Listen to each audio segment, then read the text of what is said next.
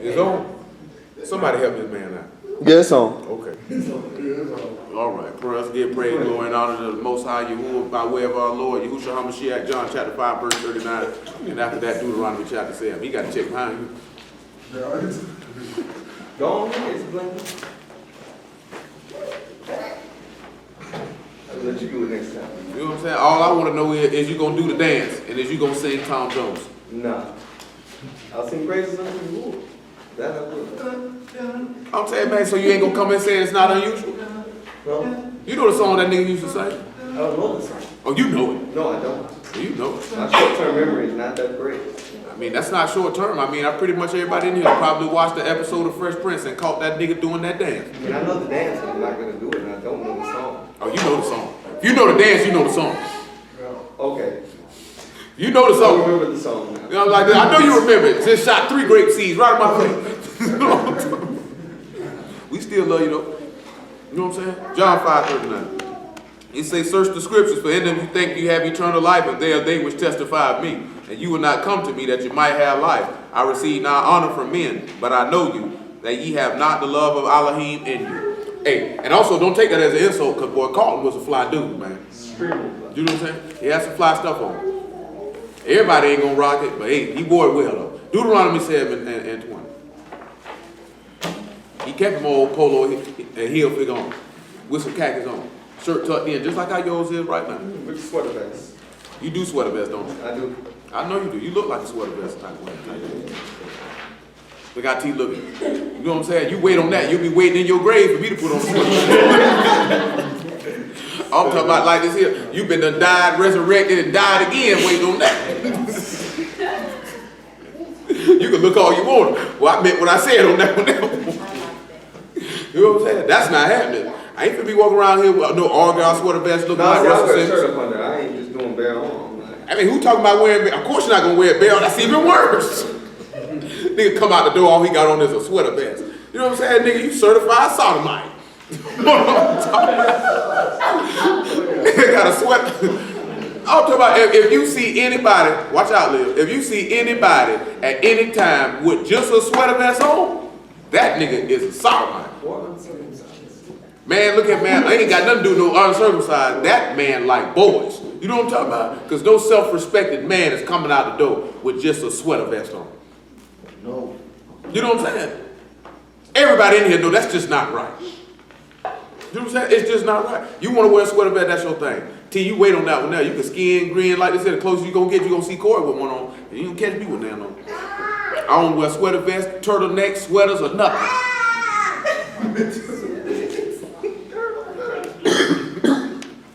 Not my style, man. Deuteronomy 7 and 22. Man, look here, man. You say what you want to say. They don't want no nigga around here like a big old thick collar all around your neck, man. You know what I'm saying? Nigga look like this here, man. Cold? Nigga, I'm from Florida. It don't get cold. I know. You from where it gets cold. You gonna have that neck wrap. I ain't gonna have no turtleneck, nigga. Big leather coat, nigga. Scully pulled up. In a scarf? Scarf? A scarf? Do I look like Jacqueline Onassis to you, nigga? But it gets cold. It gets cold.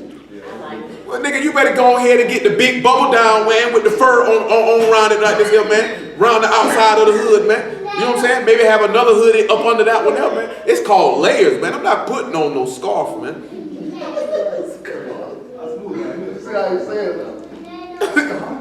Scarf? You know you from Atlanta, old-fashioned forward nigga here, man. First I ain't had no style, now I'm fashion forward. You talking about wearing a scarf? You can't wear this guy.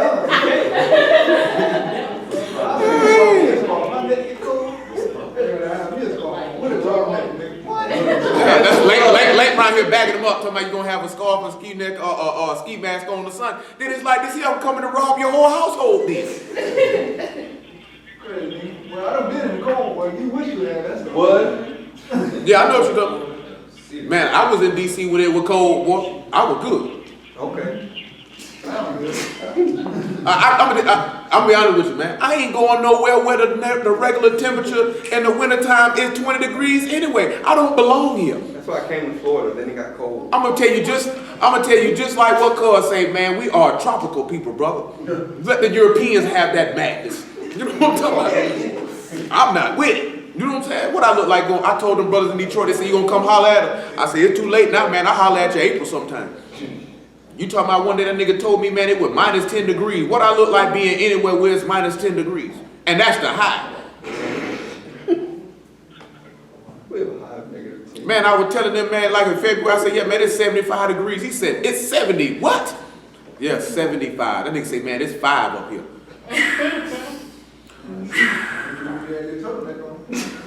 I ain't gonna have no, because I ain't never coming outside. Man, that nigga say, man, that nigga say his shoes. See, I ain't coming outside because I ain't gonna never live there. Man, that nigga told me his toes literally defrosted, man. That he had waters in his boots because he was working outside in that cold and his feet had frozen and they had to defrost in his boots. That's when I know right now it's time to pack up the whole family and move. I told you that young. You know what I'm saying? It's time to move. I'm telling you, it's time to move. Oh, let's round up. See, you were just up there, but you was up there while it was warm. You out there with your t-shirt on, feeling good. Yeah, it's August right now. Next month. You know what I'm saying? I ain't going nowhere. I wouldn't go nowhere near New York City this time of year, man. Oh, you saw the dance? You seen the video. You seen it? Oh, you seen the dance? I seen the video. It was on video. I see, that's what's family. Look at it. Yeah, I'm gonna leave you alone. yeah, that old dog. You had, oh yeah, you did have that old. Oh, so that's was the dance in the music video you were doing. That's the dance. Like this here. Okay, go ahead, little stand. 7:22. Deuteronomy 7 or 7:23 actually. We'll do 22. That's better. And Yahuwah thy Elohim will put out those nations before thee by little and little, that thou may consume them, not consume them at once, lest the beasts of the field increase upon you. But Yahuwah thy Elohim shall deliver them unto thee, and shall destroy them with a mighty destruction until they be destroyed. He shall deliver their kings into thy hand, and shall destroy their name from under Shamahim. There shall be no man able to stand before thee until thou have destroyed them. I'm going to stop right there. What does it sound like to you now? Huh, Mr. Scarfman?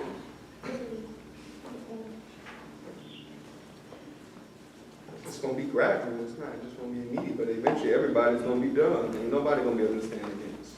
Let me come on, I'm going to show y'all something. Hold what you got. Look at Revelation 14 and 14. Kind of reminds me of every knee shall bow and every tongue shall confess. There you go.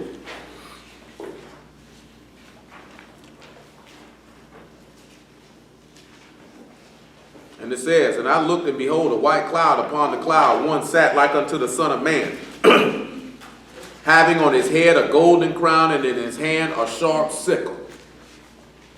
So you're talking about a particular man coming in and he's going to be leading a charge. Now, when we were coming out of the wilderness, we're coming out of Egypt. Who was leading our people when we came out of Egypt? And what did they begin to do at the heading of Moses? Murmur against him. No, I'm talking about when Moses was coming through, what's one of the first things they began to do? Sing. Huh? Not just saying, I'm talking about, follow the context of what we're looking at. Oh, okay. Come over here to Deuteronomy, whole Revelation 14, come right here to Deuteronomy chapter 1. Yeah, they were, but I'm talking about in the context of what we're discussing. If we're looking at somebody talking about, I'm going to take these kings and I'm going to smash them. So that means that should come to your mind. What happened when we came out of Egypt, when we were getting ready to come in there? What did he have? Remember, I told y'all this before, that according to these white folks, and it's a true statement, that Moses is considered to be one of the greatest military tacticians in history because he had the greatest military tactician giving him orders on how to smash these people. Remember, they were coming around here doing what? Taking out kings. Deuteronomy 1:1. And when they were taking out kings, what was the purpose to take out the kings? To subdue the land and dwell in it.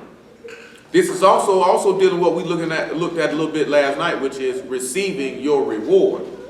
Now, we were coming out of Egypt to get the reward that was already promised to our ancestors before any of them were even born, mentioned, or thought about. Now we coming in behind here later, and we seeking to do what? Work the labors and to be able to get the same, because you got to sit back and look at the same fashion that they got this reward. It was grace. It was nothing they did to get delivered from captivity, but yet a firstborn lamb without blemish was offered to free you from that. Showing you the similitude of Hamashiach, firstborn lamb without blemish, to free you from a captivity that you might receive the inheritance. You know what I'm saying? So now this is what we sit back looking at. So don't you think that Hamashiach going to do the same thing, leading through, destroying kings, in order for you the land to be subdued? And don't you think these kings will be terrified of him, just as they were of Moses? And also, you remember, did not he give the same thing in the hand of Yahshua, son of Nun, to do the same thing? Do you not remember what we looked at about them 10 kings in the book of Joshua? Who remembers what we looked at with them 10 kings in the book of Joshua? It was a while ago, but we did look at it. Was the 10 kings representing the 10 horns?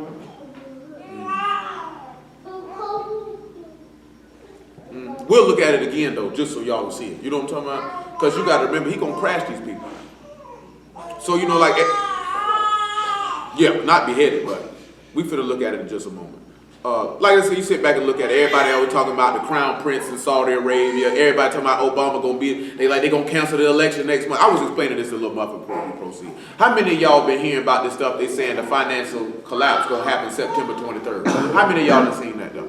Now, Financial collapse is coming. I'm gonna ask the brother, because obviously she can't say nothing at that time. If I would have asked her beforehand, I'd have got in. That's just y'all two. Y'all the only two heard about it. You heard about it. Now, what y'all took from what you heard about it? Well, from what I know about it, studying markets, it's going to happen. It's not necessarily, it's just happening in every other country.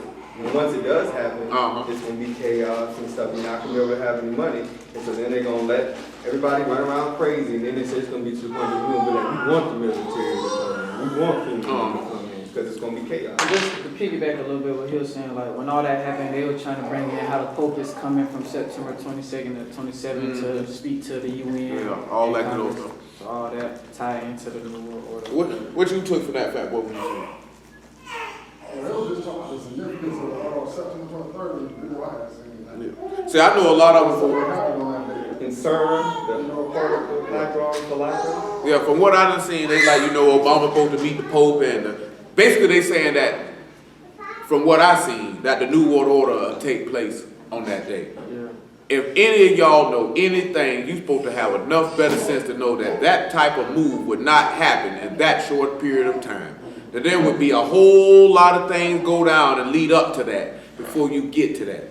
You know what I'm saying? Because if America's economy was to collapse, that's really not going to have that big and toppling effect across the whole world as they would like to lead you to believe that it would. You know what I'm talking about? Because them people in Europe and Africa and all that, they going to keep on rolling. They don't like to tell you that China and Japan, they got their own stock markets. They don't like to tell you that Europe, they got their own stock markets. They only like to tell you about Wall Street. You know what I'm saying? So when Wall Street go down, like I told y'all last night, the stock market crashed in 1987. You ain't see none of that stuff happen. You know what I'm saying? Some of y'all wasn't born, so of course you didn't know nothing about it. You know what I'm saying? But at the same time, all that stuff is to get you in fear and all to be around here nervous, like you said. Like I explained a little bit. Let's just say they crashed the stock market on September 23rd to make Obama the last president. Now the next election is supposed to be in November of 2016. If they would pull a stunt like that, they wouldn't do it that far out away from the election. The reason being because that's such of a long gap. The people's attention span and anger may not last that long to where they would be conducive to let it stay. You know what I'm saying? And it would have to be a major, major crisis a little bigger than that. You know what I'm saying? But if they do something like that about September of next year, or October, real close, we got to cancel the election, we got to do this type of stuff, then that could be feasible. Because by the time they come over, if the person done won the election and then in January they got to hand it over, you're not going to have a problem with it because of what's going on. A long process of time, people will buck that. You know what I'm saying? You want to really hit them. You really want to, even in that book, 48 Laws of Power, it has its place. You know what I'm saying? When they say preach change but don't reform too quickly. When you hit the people with something, you want to hit them. You don't really want to smack them on them at one time because they're going to resist. You know what I'm saying? Them people are smarter than that. They're smarter than that. Anything they ever done to get, like, look at the Federal Reserve Act. They didn't hit people with that at one time. They eased you into it. The way you looked up, you wanted to pay taxes when you had never been doing it before. And you didn't fight, you didn't resist, you didn't complain. You see, when they so-called claimed they wanted to stop slavery, then people resisted. They resisted to the point there was an armed conflict, even though the Civil War had nothing to do with slavery. You know what I'm saying? So you had to look at that. If you think all this stuff gonna go down the drain and then FEMA camps gonna be enacted and they gonna be, that's just retarded. You know what I'm saying? You can look at that stuff, you can be aware of it. The Pope coming over here mean absolutely nothing. So what if he come over here? Who is he? Most of the people in the world don't even really follow this dude or listen to this dude like that. You know what I'm saying? More people are falling away from Catholicism and becoming Muslims. They ain't gonna tell you that though. You know what I'm saying? These white folks want you to believe that Roman Christianity is still a strong, dominant force throughout the whole earth, when in actuality, a lot of people are not dealing with it anymore. They believe that it's a bunch of fairy tales and lies. The paganism that they've been telling, it make people turn away from this. I just told y'all not too long ago, they had a poll in America, they talking about most people don't even identify as being Christian here anymore, much less showing up to go to church. They rejected it. Don't you think after a while, all these lies, these people, why you think we sit around and then, like you say, he that have an ear, let him hear. And then we start dealing with the word, because we begin, man, these people been lying. The only difference is he opens your ear to the truth of the word. You know what I'm talking about? A lot of people's ears ain't getting up to the truth of the word. They just looking at what 2 Corinthians 11 say.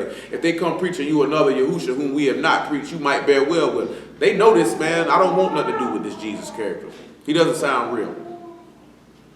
You know what I'm saying? Some of them get on TV, what Richard Nunn say, how long we going to keep bearing in these fairy tales. That's what they tell us that the record of our ancestors is a book of fairy tales. You know what I'm saying? I'm talking about the public as a whole.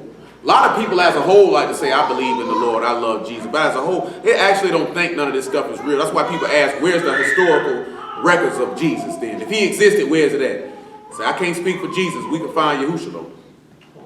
You know what I'm saying? If you actually go look for that name, you will find numerous historical records of this man. From all over the place, from numerous third-party historians who had no stake in what Hebrew people were doing. I'm talking about from Romans that like, yeah, that man was here. Like he was here. You know what I'm saying? That this is undisputed. Niggas don't like to talk about it though. Because they know they're going to go to hell. Oh, the Red Sea crossing didn't happen. They know where them artifacts at. They know where them 12 pillars at. They know where that rock that Moses split at. They know where we was at on Mount Sinai. They know where all this stuff is at. They got all this historical records. They find hieroglyphs and artifacts with Yahusha name on it, Yahuwah name on it, David name on it, all this type of stuff everywhere. They're not going to tell you about it though. Because they want you to believe that there's no way a man was swallowed up by a whale. If the man said he was swallowed up by a whale, then probably he was swallowed up by a whale then. You know what I'm saying? That's how I look him in the face. Because you got to remember, because the reason why I say that is because they come in with that, the slave master did. They beat you into believing what they said was in this book. Instead of physically beating you to believe what they want you to believe, they hit you with a mental whip to mentally beat you into accepting what they want. As most of y'all know who've been in college, you know they promote atheism hard. You know what I'm saying? And y'all went to a black college and they promoted it probably even harder than the Caucasian ones did. My history teacher taught that. Yeah. In that black spirituality. Because they got an agenda. There's an agenda. Cast away Yahuwah. Cast him away. There is no Yah. There is no Yahushua. There is no Mashiach. There's nobody coming back to save you. You niggas are going to perish and forever be second, third, fourth, and fifth class citizens who will be destined to clean up our poop and build our cities. This is why they got to do that. Like I told y'all before, when Buju Banton said we have a power which they cannot take away. The only way they can take it away from you is if you reject your God, period. You know what I'm saying? That's how they take it away from you. So they have to convince you it's a fairy tale. They have to convince you these people are not real. They have to convince you these things did not happen. Because if you go to walk around believing they didn't happen, you're not going to mess with it. Now, he know that I didn't believe in what I used to be railing on was actually Christianity. I ain't never uttered out my mouth and say I don't think none of this stuff ever happened. You know what I'm saying? Because why would this stuff be out here in the earth if this stuff didn't happen? I just didn't believe what they were selling. And thank the Lord that was the truth and they wasn't actually blaspheming. You know what I'm saying? Because I didn't believe none of that stuff. It just didn't sit well with me. But I ain't never said that Red Sea crossing didn't happen. It didn't cross my mind it didn't happen. Shoot, it's plausible. Why wouldn't that be able to happen? Why is it not plausible for a man to be swallowed by a whale? Animals eat stuff every day. You know what I'm saying? I mean, straight up. We seen a video a long time ago, man. A dude in Africa, Africa in Haiti. Remember that nigga who trapped up under the ground? And he claimed that, now whether a messenger came to him or not, I don't know. He said that's what he seen. I'm not going to call him a lie. You know what I'm saying? But that man's supposed to die in the situation that he was in. 14 days underground. Buried under rubble. No food, no water. And he say a man came to him daily and fed it. That sounds like book. At first they come out. That's what happened to Elijah. He wasn't up on the ground for 14 days, but man came and got fed every day. You know what I'm saying? That sounds like book to me. I say I couldn't look that man in the face and tell him that didn't happen to him. I don't have the wherewithal or the ball just to tell that man, oh, you lying. Hey, the Lord knows. You know what I'm saying? So you have to look. They don't want you to trust in that. Same way we were looking at last night, man.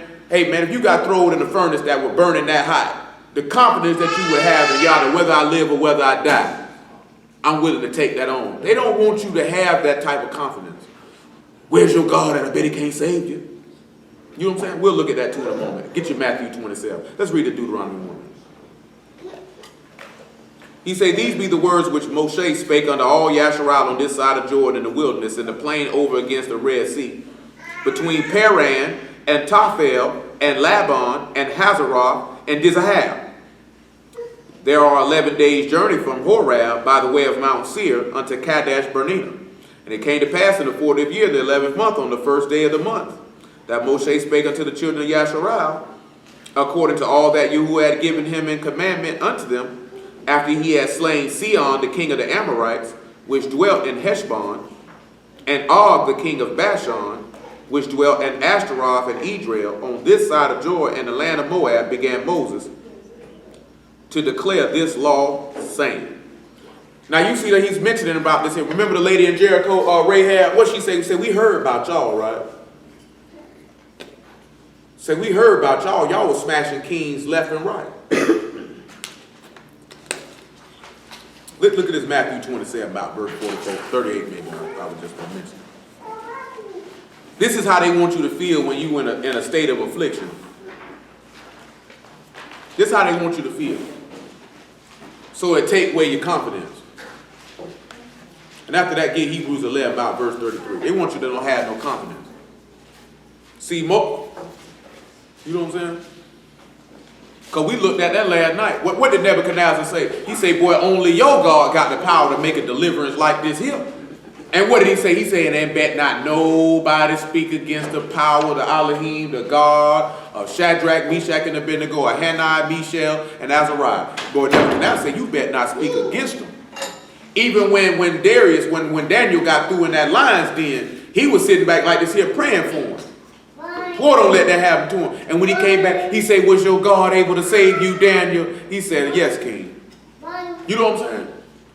See, that's what they don't never want you to realize is our God is, he told you his son's name is Yah saves, Yah delivers. That's why we looked at that last night and say the walls of the city shall be called salvation. When we look at all these idols these people got, man, who Buddha gonna save? Who Allah gonna save? Them people been in them deserts talking about the Americans, Allah Akbar, Allah, where you at? Allah ain't came round yet. They steady dropping drones on all your kids. You know what I'm saying? So then don't get it twisted now. When they come back here, well, you been calling on your God. Why he ain't did nothing for you? Because we ain't been calling on him. Because we've been screaming Jesus. He like, I don't know who that is. So he can't be talking to me. You know what I'm saying? Jehovah Jireh, that's my God. He can't be talking to me. Destruction. You know what I'm saying? Well, I'm talking about I'm being honest though. Because they'll try to come back at you and say, well, you've been calling on yours. No, we haven't. We had been calling on yours the whole time still. You know what I'm saying? Now that's why it tripped me out when I see these dudes. I was telling them earlier, dudes got full Hebrew name, call themselves, you know what I'm saying? Yakanan ben Yasharal, Kazaraki Yasharala, in the mighty name of Jesus. That makes no sense to me. If you had your regular English name and did it, okay, I could go for that. You change your name to a Hebrew name. You use all Hebrew words when you type stuff out till you get to Jesus. And then it don't matter. You know what I'm saying? Little mother just said, that don't even make no sense. That's why she crying. You know what I'm saying? I'm for real though. When we sit back and look at it, we ain't been calling on it. So that, and then that's not even going into the second part, which is just as, if not, I ain't gonna say more equal important, just as important and equally as important, and then we haven't been obedient. See, get your 1 Corinthians chapter 15 and about verse 33 along with this Matthew 27, and get your Joshua chapter 10 along with that Hebrews 11, and I think we'll swing around to Hosea chapter 4 too, and get you about verse 4 along with that in some way or another. Y'all will.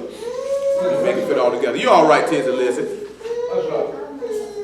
Matthew 27:38. I was tripping on yesterday. I think Leah said, bye, Lizzie. Lizzie say, bye, Leah, and dip. Huh? It tripped me out to hear her say it, because like they don't never be separated to be talking about bye. Lizzie said that with confidence. Bye, Leah. Ring. See, then there were two thieves crucified with him on the right hand and another on the left. And they that passed by reviled him, wagging their heads, and saying, thou that destroyed the temple and build it in 3 days, save thyself if thou be the Son of the Most High. Come down from the cross. Likewise, also the chief priests, mocking him with the scribes and elders, said, he saved others, himself he cannot save. If he be the king of Yasharal, let him come down from the cross, and we will believe it. He trusted in Elohim, let him deliver him now, if he will have him. For he said, I am the son of Elohim. Before we move forward, let's get 1 Peter chapter 3. Because that's what these people going, you get in a little state of situation of trouble. That's what these first people going to do, is they're going to try to mock you. Well, where your God at? Well, where your God at? If your God's so powerful, why he ain't saved you? Just like you supposed to have the same mind Hananiah, Azariah, and Mishael had. My God is able to save. If he sees fit, he shall do so. If not, I'm still going to take it. What you talking about means absolutely nothing to me. Say, Pops, come off that grub, man. Just come off that grub.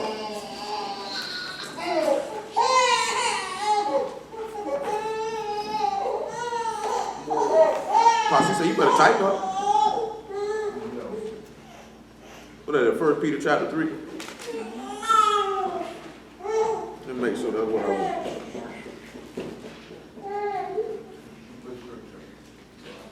Go ahead and let's look at about verse 8, man. I'm trying to recall that what it is. Yeah, verse 8.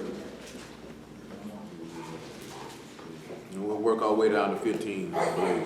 15 what I wanted, but we're going to go a little bit. Finally, be ye all of one mind, having compassion one of another. Love as brethren, be pitiful and be courteous. I was telling y'all about last night about in forfeit. If you got a group of people and you competing against each other and you're doing all this type of stuff, then you could not ever be of one mind. You know what I'm saying? Because you know that Jeremiah, the prophecy states, I will give them one heart and one way, which means you'll have one mind because you would have the mind of a Mashiach. You know what I'm saying? And what did he tell us? He that's greatest among you, let him be your servant. That's why he said to be pitiful, to be courteous. You know what I'm saying? Actually, when you sit back and you look at when they were in the wilderness and they were walking, all the people were walking, he was being pitiful. He had mercy, he had pity on these people. Because that's what that means, to be pitiful, to have pity on these people. When he seen people who had ailments, well, he like to say he can't walk in bed, he looked on, he said, man, I got to heal. When he said, man, I can't let the people keep walking with me, they're going to faint in the way, man, we got to give them something to eat.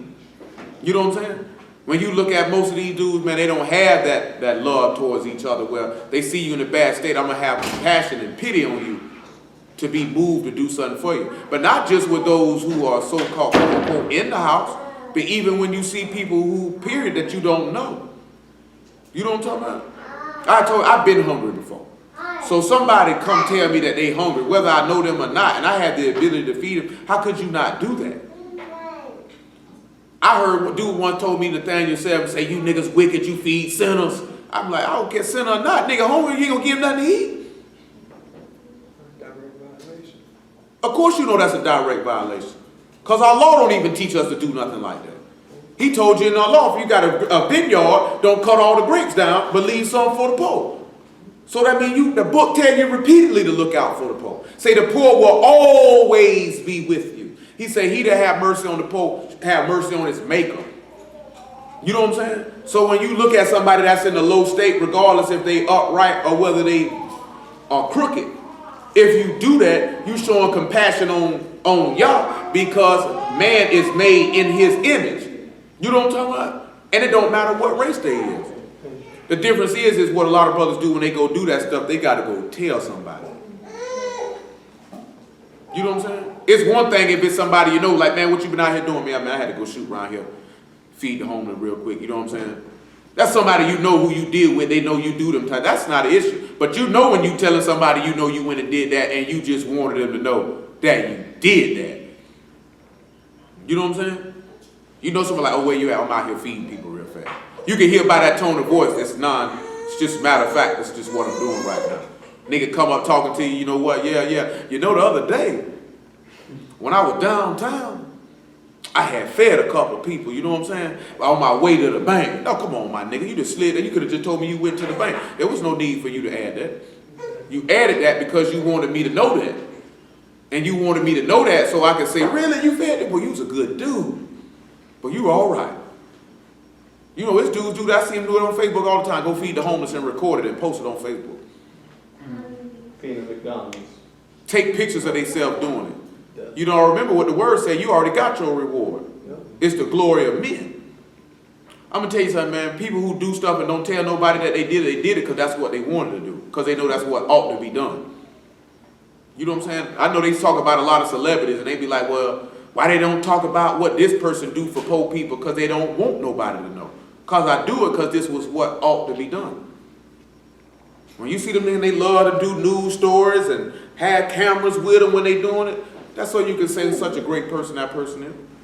But we already know what time it is. Verse 9, not rendering evil for evil or railing for railing, but contrast blessing, knowing that you are thereunto called that you should inherit a blessing. That means if somebody do you wrong, you don't need to do them wrong back. If somebody say something to you that you don't like, that don't mean you need to come back and try to come back harder and say something mean because they said something mean.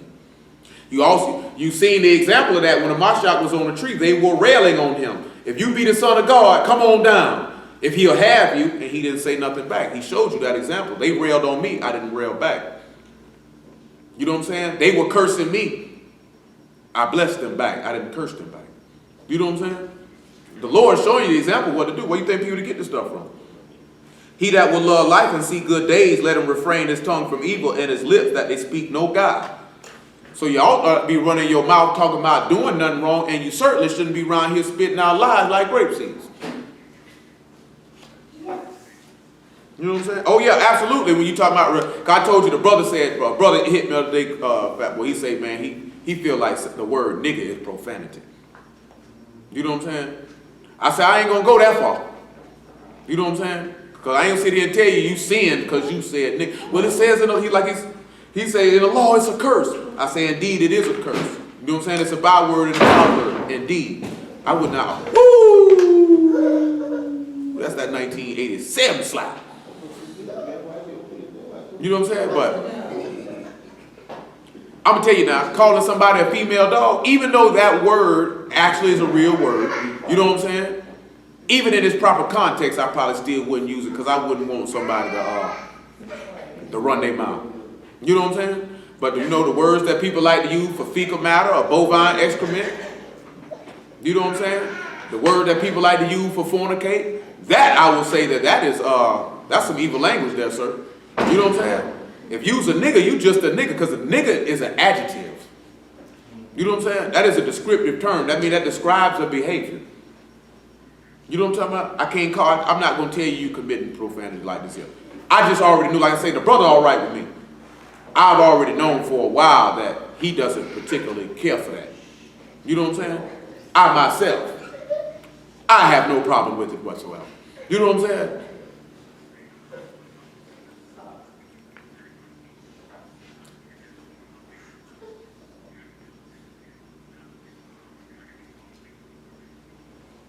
Absolutely. I mean, that, of course it's wrong like this here. He's saying not to be around here making cracking. Oh, that's in Ephesians chapter 5. We'll look at it in a minute. The brother talking about cracking jokes on people. Now, we all know this here from being in school. You know what I'm saying? Cause we used to rank it here now. You know when you ranking the entertainment, everybody just clowning. Then you knew when there were niggas who ranked for the specific purpose of making somebody feel this big. You know what I'm saying? And embarrassing them. Like I told you, when we used to rank in school, man, if women started coming around, we would stop. Cause I ain't finna try. Even though this is I'm not finna embarrass him in front of these women. You know what I'm talking about? Then I knew dudes that keep on going. You know, the nigga dead now, older, that's my nigga. He used to like to do stuff like that. Try to embarrass you in front of the women. And we used to kill him too. Cause that's not cool. You know what I'm saying? It's that when they're like, you might let a nigga rank do his thing like this here, like, man, I ain't stuck none of that right now. You know, they used to do Vincent like that. You know what I'm saying? And Mario come on there and rank on him in front of all the women laughing at him, and he looking at us talking about helping. Shoot, help who, nigga? Nigga, I don't get paid to write jokes. You know what I'm saying? Better come up with your own stuff. But that stuff ain't cool though. I know exactly what he's talking about. That's not cool though. You know what I'm saying? I don't care nothing about, man, you can crack a joke, everybody just like, see, you can tell the difference, man. You can tell when somebody coming for you. Like really coming for you. Like I want you to feel real bad about yourself. Now I ain't tell you no lie now. I got Tafik like that. That nigga can't size me, we were going for the juggler. We just gonna go ahead and kill you, and you ain't gonna want to rank with me no more. See, sometimes you gotta do, because you know, we looked at ranking as like battling, like battle rapping, so it was kind of serious now. You know what I'm saying? So when you come up with it now, I gotta end it. I'm trying to end his career. You know what I'm saying? The way that nigga like this here, I ain't stepping in the ring no more. Well, we grew up with some niggas that could go, boy, but this here, boy, I'm telling you, that ranking when our neighborhood was just as serious as niggas battle rapping. Cause I'm talking about niggas going for hours. I'm talking about going in, and all it takes is that one hit quitter. Boom, and nigga just throw his hands up. You got that, bro. I don't even want to go no more. You know what I'm saying? I don't even want to go no more. And I'm telling you, man, we had a neighborhood full of niggas like this. You wonder why I be cracking jokes like this here, boy. You had to have something. Man, you could just be walking, nigga just come out the room. Woo, woo, woo, woo. Then you got niggas like Maurice that just humor just crazy. He just say anything. You know what I'm talking about? You know what I'm saying? Then you got niggas like Big B. You know what I'm talking about? Hit you with a boom, boom, boom real fast like. You know what I'm saying? Then you got O'Hare and UDC. You know what I'm saying? O'Hare was a fool. You know what I'm talking about? You got Bashan. That nigga was a fool. You know what I'm saying? And it's a whole bunch of other niggas. They can't even remember all these niggas. And boy, you got to be on point. Boy, Chrome. You know what I'm talking about? You got to be on point. Nigga coming for you. And if your joke game weak, boy, all you gonna want to do is just slip, man, I'm going to the house, man. They say, boy, we didn't even play the game yet. I'm going to the house. But in all seriousness though, even if somebody who ain't in the word, man, just because somebody say something nasty or sour or disrespectful for you, if you see the Lord didn't respond back, you gotta learn to keep your mouth shut. You know what I'm saying? Do you not actually know that make them look bad? See, what it is especially coming up, they teach your pride be hurt, and you feel like I got to say something back. I got to do this here. You know what I'm saying? But if you actually look back, if you round mature people, it could be 30 people right there. It might only be 2-3 mature people standing right there. And they'll see somebody talking to you greasy like that, and you don't say nothing back, and they seeing you ain't saying nothing back, not because you can tell when somebody's scared. And versus, man, I ain't stuck this nigga. You gonna get more respect from them. Because they gonna be like, you could have did, but you didn't. You know what I'm saying? Because niggas be talking greasy. And also, you can say something back to somebody and let them know I don't appreciate how you talk to them. You know what I'm saying? Without getting nasty. See, that's what you could have did that day when you said that lady came at you, but you came for that lady's throat. You came for a throat. I'm talking about, boy, she came for that lady's throat, boy. I mean, it is what it is. So Brittany came for that lady's throat. See, like this here, you gonna try to side me now? I'm gonna try to make sure you feel this big before I leave here. Her whole thought process, it was the truth, so I was good. You know what I'm talking about? But you were coming for her neck, though. You were trying to tell her like this here. She was trying to get like Wu-Tang to protect her neck. You like, you ain't getting in. I'm finna cut it. But you be like that sometimes. I mean, that's where that self-control coming at. Somebody coming at you, saying something to you, you feel like you got to defend yourself. You know what I'm saying? And there's a way to do it without somebody, without actually being rude, disrespectful, saying malicious things. You can defend yourself without taking off. It's a skill. It takes some people a little longer to learn it than others, but it is a skill. You can do it. You know what I'm saying? Some of y'all done heard me on the phone with some of the dude to be coming at me. I'm like, come on. Some niggas say all type of stuff about me. I disregard it. Troy, you was on the phone. That nigga said, I heard about you, man. Niggas say you crazy. Nigga told me I was bewitched and had a spell on me. I just straight out disregarded what he said and kept going on what I was talking about. Like straight him down. When we was on the phone with all them niggas, that nigga said he's a liar. I say, nigga, I didn't say that one time. But if that's what you want to tell these people, I really frankly don't care. They really get taken aback when you tell them stuff like that. Because a lot of times they used to a nigga going, bum, bum, bum, bum. I'm going to let you know now you lying on me. You know what I'm talking about? But we keep going after that, Duck. I really don't care. Obviously, this is part of your character. You know what I'm saying? You know that has to say a lot about somebody that they would make up a story or twist your words to lie on you while you're standing there right there in your face. That says a lot about their character. You know what I'm saying? And once you have ascertained that somebody is of a low character, there's really no need for you to go back and forth or argue with them or try to validate yourself to them or justify yourself to them because they've already showed you they are low character. There's never a reason to go back and forth with people of low character. You know what I'm saying? And y'all know that too.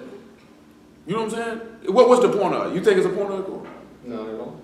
You know what ends up happening when you start going against people with low character? You get mad. You get frustrated. Exactly. You start going down, but you end up more angry and upset with them. And you know why it's really the case being? Because you know, I know I shouldn't say nothing back to this idiotic nigga, but I'm going to do it anyway. No? Let's read this verse and let him know. Let him eschew evil and do good. Let him seek peace and ensue it. For the eyes of Yahuwah are over the righteous, and his ears are open unto their prayers. But the face of Yahuwah is against them that do evil. See, this is what we were talking about earlier. Oh, y'all been calling on y'all God, but his ears were never open to it. It was, bah, not in my house. Ears were never open to your prayer because you weren't righteous. His face was against you. Like we were talking about last night, there was when Nehemiah said, I done rebuilt the wall, ain't no breach on it. Ain't no gap, ain't no separation. Hamashiach done rebuilt the wall and rose again, there's no breach. You know what I'm saying? It's kind of like, and for lack of a better term, back of a better person to quote to dealing with what we talking about. Remember in that Changes Man Park say, how can the devil take my brother if he close to me, right? You remember where you sit back and you look at Hamashiach, he telling us what us to be joined unto him. We looked at last night that there's no temptation common unto man, but he make a way for you to escape it. If you cleave to your God, how can the devil get to you? And if you want and you love your brother, how can you wouldn't allow the devil to be able to pull him down? Now, of course, each individual is responsible for their own self. You know what I'm talking about? But you at least be there with your brother, be like this here, like he tell you in Leviticus. Don't suffer no sin upon your neighbor, but therefore rebuke your neighbor to not suffer sin upon him. So you're going to be like, man, don't you go do that, man. You know what I'm saying? Because you stay close to him. Why? Because you care about him. Because you love him. You know what I'm saying? See, that's what's wrong with our people. We don't really love each other, so you don't really have a problem with seeing somebody going to do something that you ain't got no business. And then you'll have the mind of you be ready to tell somebody not to go do something that they ain't got no business doing. But when you about to go do something that you ain't got no business doing, you don't want nobody to tell you that. You know what I'm saying? See, that means that same manner of love is not being reciprocated back. You know what I'm saying? Let's look at the next thing he says. And who is he that will harm you if ye be followers of that which is good? Remember what we were talking about yesterday, Corey? What the police mean to me if I'm doing that what is good? What they going to do to me? Absolutely nothing. They ain't going to do nothing to me. And if the Lord allowed them to do something to me, it got to be for a glory, so I'm going to take that. What evil did Shadrach and Meshach and Abednego do? What evil did Daniel do? None. What evil did Hamashiach do? None. But if this got to happen to me, then so be it. They were not in fear of what these people could do to them. They ain't say, I don't know now. Let me think about worshiping this idol. Because that furnace looked pretty hot. They said, man, you got to make it do what it do. See on the other side. He say, but sanctify Yahuwah Elohim in your hearts, and be ready always to give answer to every man that asks you a reason for the hope that is in you with meekness and fear. Having a good conscience, that whereas they speak evil of you as of evildoers, that they may be ashamed that falsely accuse your good behavior in the Mashiach. So you got to be able to sit. I mean, that doesn't mean you need to be breaking down those scriptures and going through no long dissertation. But if you in that type of situation, man, that man say you ought to be able to tell people where your confidence lies. You know how many Psalms we read about David where he say this is where my confidence lies when I'm in these tough situations? You know what I'm saying? And he said with meekness, so that means with humility. So that while they falsely accusing and saying you such evil, you such a wicked person, they actually condemning themselves. I'm talking about, I'll give you an example. Kakira just called and hit me the other day and was like, her mama say, oh, why I can't take my grandson to the football game? Because she say, one, nigga, is the Sabbath. Two, the team is Blue Devils. I have no desire for my son to say, go Devils. Oh, you can't do what you want to do. Now, you know what end up happening? Somebody will go to slandering you for your good behavior in the Lord. You know what I'm saying? Some of y'all done had y'all happen to you to small degrees and some to greater degrees. You know what I'm saying? Because now you doing things that are right according to what's right in the eyesight of the Most High, and they can't understand why. You know what I'm saying? Hosea chapter 4 and verse 6. I know we want Joshua 10 and Hebrews 11. But let me get this Hebrews 11 first.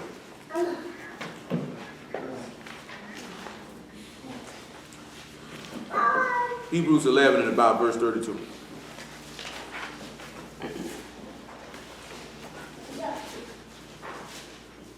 That's what we were looking at last night. He said it, what Paul said, right? Endure afflictions. All afflictions won't be unto death. You know what I'm saying? All you got to remember, like we looked at on Wednesday, afflictions is for the purpose of chastisement, which we looked at last night. Afflictions is the purpose of taking you through the fire to make you pure. And if we already know the wounds cleanse away evil, and so do stripes. And if we know that the furnace of affliction bring you out pure for the trial of your faith, that you might receive a whole reward, then whatever it is, the things that you might have to endure and take on for your salvation's sake, you should be willing to do that. Considering that the man whom you say is your Lord and Master did the same. It's really to be able to get you to have the mental and spiritual wherewithal that when adversity arises, that it doesn't break you. As I was telling you about yesterday, man, that's the difference. When adversity arises, that's when you separate winners from losers. You know what I'm saying? Like straight up and down. When adversity arises, man, sometimes you could be in an adverse situation. It could break you down. You could be depressed. You could be feeling bad. But if you a winner, because it even happen to people who win, you get down, you like this here. But if you a winner, something is going to click in your mind to say, I can no longer go like this. You know what I'm saying? That I must overcome this situation by all means. You know what I'm saying? I'm not just going to sit here and say just because you get in something that's kind of adverse that you might not get down, might have a little period where you might not be yourself. But the point is, if that happens, would you stay like that? Because a loser is going to stay like that. He's just going to be like, he's basically going to give up on life. I've seen people who've given up on life. It's horrible. It's a horrible thing to see a man just say, what's the point? You know what I'm saying? And ain't really, like, what can you say to somebody who done gave up? You know what I'm saying? When you look at, I ain't going to say all our people. When you look at most of our people, especially, I say the ones that's in the street, they feel like they hopeless. You know what I'm saying? I ain't going to say all black people feel like that, but the ones, I know the ones that live in that street life, though, they feel like it's hopeless. There is no hope for me. I ain't gonna be able to do nothing but sell drugs, get murdered, or go to prison. You know what I'm saying? I'm talking about, but I see, like, you know, we grew up and heard Pac rapping that. It's a whole nother thing to hear niggas rap that and then hear niggas say that. You know what I'm saying? Like saying, like, shoot, boy, I done had a nigga say, boy, ain't no hope for me, bro. I'm like, come on, man, ain't no hope for me, bro. Nigga tell me, boy, shoot, man, I'm just happy to be alive, man. I'm 24. I thought I'd have been killed a long time ago. But you have a grown man look you in the face, tell you, boy, I'm just happy to see 24 because I thought I'd be dead 2, 3, 4 years ago. That man has no hope for his life. You know what I'm saying? That's a hard thing to see. And then you just round people that how they feel that way. And if you're not mentally strong, they'll take you down. You'll be just like that. What's the point? Why stop selling drugs, man? White folks ain't gonna give me no job. You know what I'm saying? So I might as well just slang these rocks, nigga, till the casket drop or I get locked up. I'ma just ball out here. I'ma be thugging it, man. You know what I'm saying? That's it. That's a nigga, he don't care. He don't care. And if he don't care, he'll do anything. He'll do anything. He don't care about killing you, robbing you, taking from you. That's why I be telling y'all, man, I know a lot of times y'all think we be over-exaggerating. This city ain't no joke. You know what I'm saying? This city is not no joke. And no matter where you think you at, I be telling y'all that for y'all to transition your mind out of the cities where you came from. You know what I'm talking about? Because, boy, these niggas will kill you with no hesitation. Go home, don't think nothing about it. Sit back, see how they killed you on the news, smoke a blunt about it, and might laugh about it. You know what I'm saying? These dudes ain't got no problem robbing you, raping you, breaking in your house, breaking in your car, because they don't care about their own self. So they don't care nothing about you. And I know that's a major difference. Like you say, the dude from New Orleans say, hey, man, I came here, man, and this reminded me of home. And I know y'all done seen stuff about what go on in New Orleans, man. And that is a treacherous place to live. That is a treacherous place to live. And this city is just as treacherous. You know what I'm talking about? It's just as treacherous. Looks like the average person who ain't from here, they see this Arlington area, and they think, man, this is a nice area. These niggas robbing and killing and selling dope and doing all type of stuff. And if you ain't from here, you not gonna know that. Just like I told you, when you went around your house, I said, oh man, do you even know where you at? You would like it looked like a nice neighborhood to me. Look, can be deceiving. You know what I'm talking about? Nigga, you all San Juan, nigga, and JB, what you mean? You know what I'm saying? Nigga, Rico Gard's around the corner from you. Niggas would like it, man. When we stayed over there, I used to walk. Cass it, right? You know what I'm saying? Nigga like this here, man, the nigga might cut them cuts, man. I say, man, I wouldn't dare walk past Eureka Gardens after nightfall, and I was still leery in the middle of the day, 11, 12 o'clock in the afternoon. Because them niggas ain't going to be like, I ain't talking about cutting through there neither. You know what I'm talking about? I'm talking about walking past it. Them niggas might jump out like, nigga, who you is walking by here. Not through here, but by here. And you could get shot for that. That's how real this how real it is. This is how bad a mind state these people done put our people mind in. You know what I'm saying? The way you look at somebody who look like you and you feel like he been after you forever. I'ma kill him. I'm gonna kill him. I will tell you, man, that stuff I be telling you, man, that stuff just ain't to be like scary or nothing. It's to make you aware. Because if you slip in one thing, man, Dubs used to say this all the time, slippers don't count. If you slip on one thing, boy, you gonna slip on something else. And you better believe one of these niggas around here gonna be waiting to get you. Because they don't care about their life. The difference is if y'all say y'all coming to serve the Lord, that means you saying I care about my life.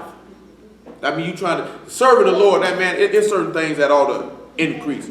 Your self-respect, your self-love, your self-worth, your self-value. You know what I'm saying? All those things should increase knowing that you are a son or daughter of a king. You know what I'm talking about? Don't you know if you know you a son or daughter of a king, you would carry yourself like royalty? Who would be offspring of royalty and carry themselves like a peasant? You know what I'm saying? Like really sit back and think about that. You a son and daughter of a king and you gonna carry yourself like a serf. Like a peasant.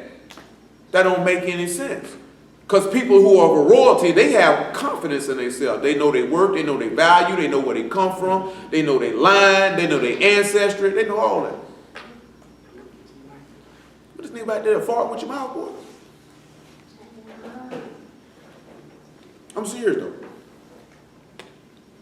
Do we sit there, you see our people, we love the queen, we come from kings and queens, we don't care ourselves like it don't do it. I'm telling you, talking about here, all these girls around here looking like, man, Scary Spice. You know what I'm talking about? Nah, man, I don't even want to talk about them girls, all that stuff caked up on their face. You know what I'm saying? Little niggas like they finna go pray Jack Nicholson and Heath Ledger role. You know what I'm saying? Niggas around here looking like faggots.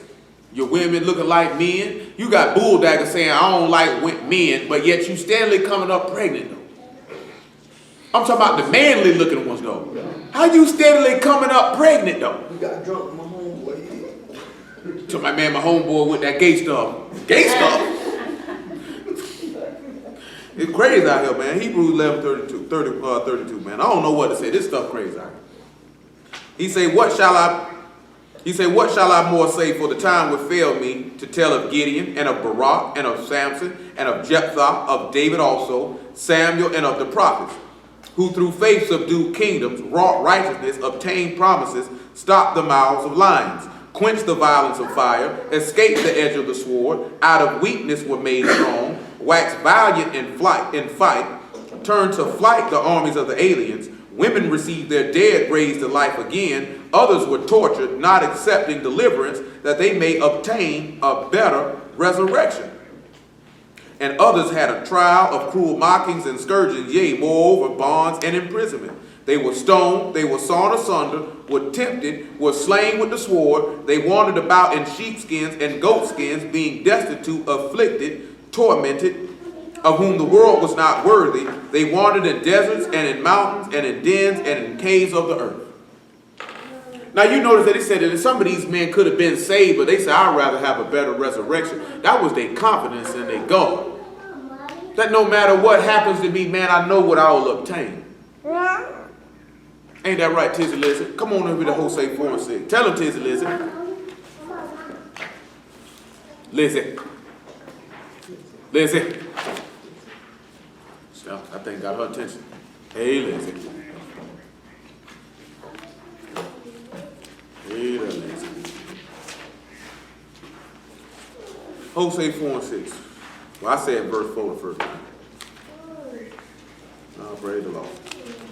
Praise the Lord. Hosea 4 and 4. You know, we dealt with this verse 4 again. I'm going to see who remembers what this means. He said, yet let no man strive nor reprove another, for thy people as are they that strive with the priest. Who remember what that means? It was a long time ago. What you think, Lil Stanley? Well, we got to get you in the weight room. Boy, that book by here, is you?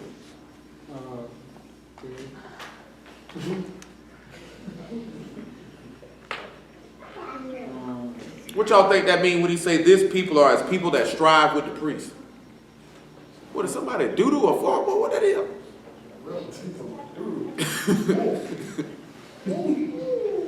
I guess.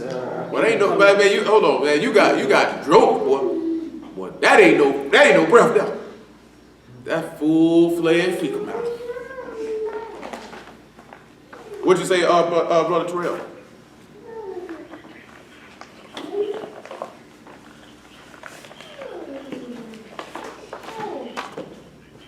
Well, he said don't take it. He said don't take an accusation against an elder. Remember, we looked at that the other day. But he said, listen again now. Yet let no man strive, nor reprove another. For thy people, I'll read the next verse, maybe that'll help you out, are as they that strive with the priest. Therefore shalt thou fall in the day, and the prophet also shall fall with thee in the night, and I will destroy thy mother.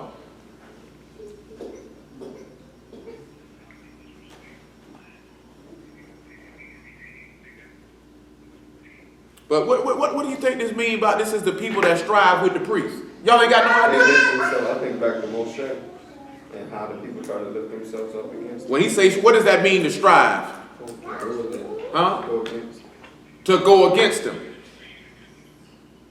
They go against him. You know what I'm saying? So what do you think this means when it say, for thy people are as they that strive with the priest? Go against the priest. Go against the law. Well, let's look and see. That was verse 4. But hold what you got to go to Malachi. You looking at the skin and the grin. You must remember, huh? Malachi 2 and 5. I give y'all the benefit of the doubt. That was a long time ago. Huh? Because that's what that means. Strive is contention in this form. You know English word got about 4 or 5 different meanings. And see, again, showing the instance, I know what you're saying because they just asked that on here. Showing the instance of the bastard language that English is. You know what I'm saying? No, he was asking how can strive mean to go against when you strive for greatness, you're not going against. That means to seek after something. You know what I'm talking about? Or to excel. But in this instance, when he say to strive with the priest, it's different. It's meaning to go against, meaning for contention. They want to say striving with the Yeah, it's like it's a different, it's like I think an adverb for strife, if that's the correct linguistic word to use. Come on.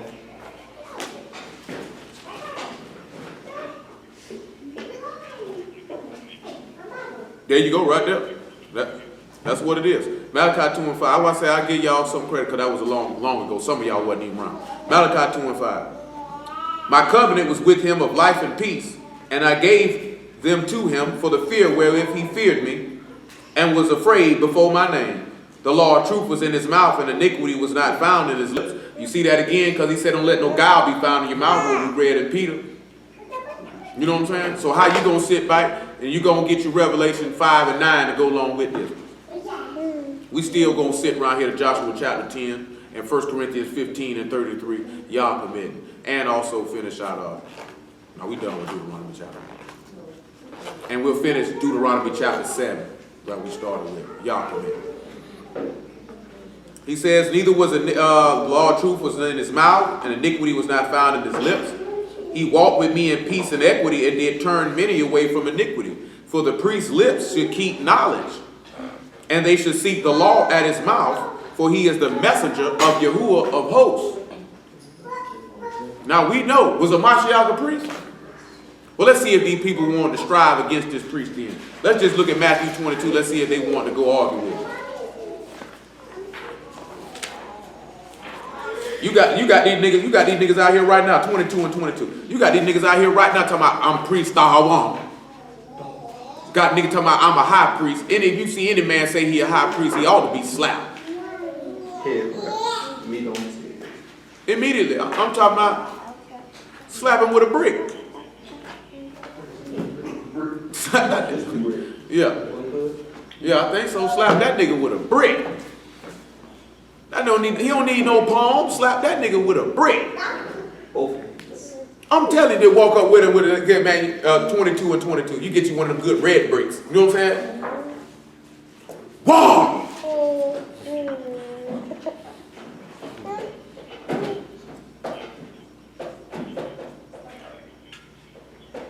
Yeah, man, he calling himself a high priest. He's saying he the anointed one of Yahuwah. He's saying he the anointed of y'all. He doing that. You the high priest, so you a high priest after the order of Melchizedek, sir. So I need to know, do you have end of days or beginning of days?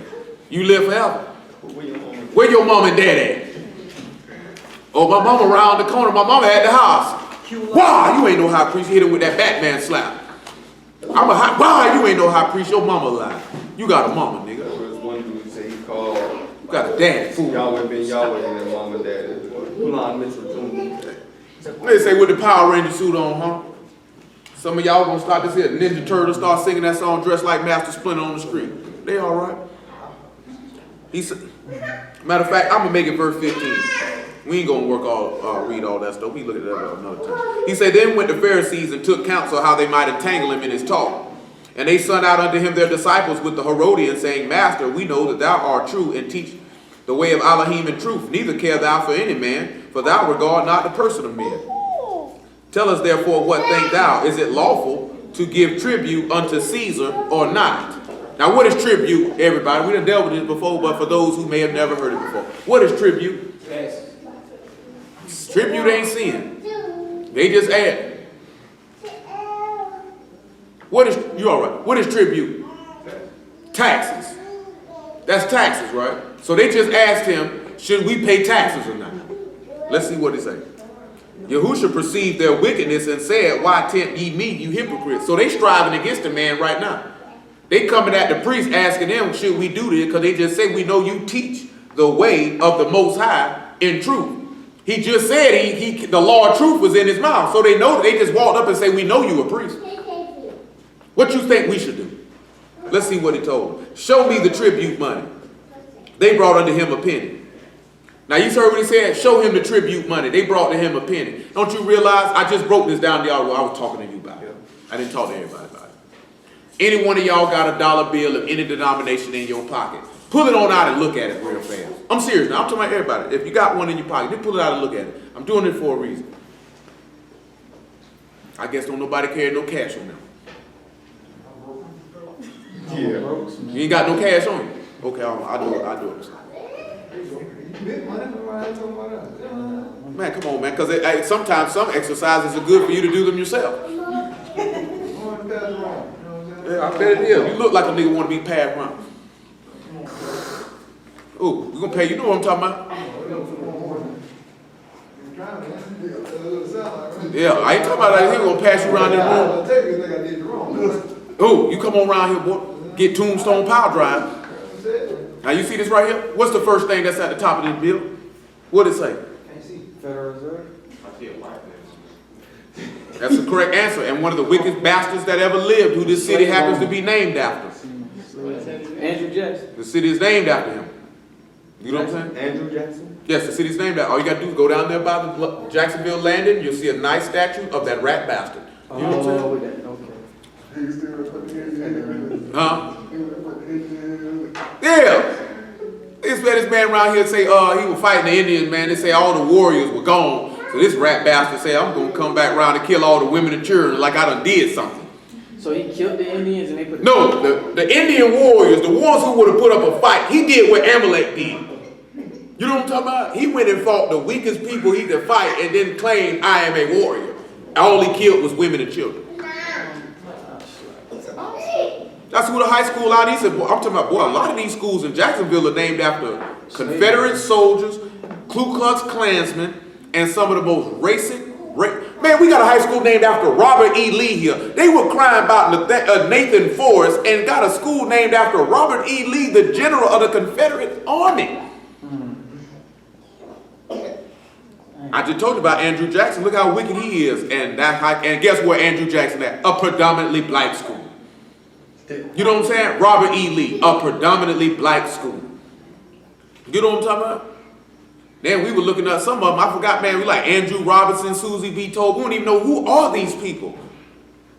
You know what I'm saying? You end up Googling, man, and looking up who some of these people be. These people be subliminally putting this stuff in your head that you are inferior to these people and to fear them and to love them and to never rise up and speak or do anything against them as long as you live. But the first thing at the top of this bill is not in God we trust.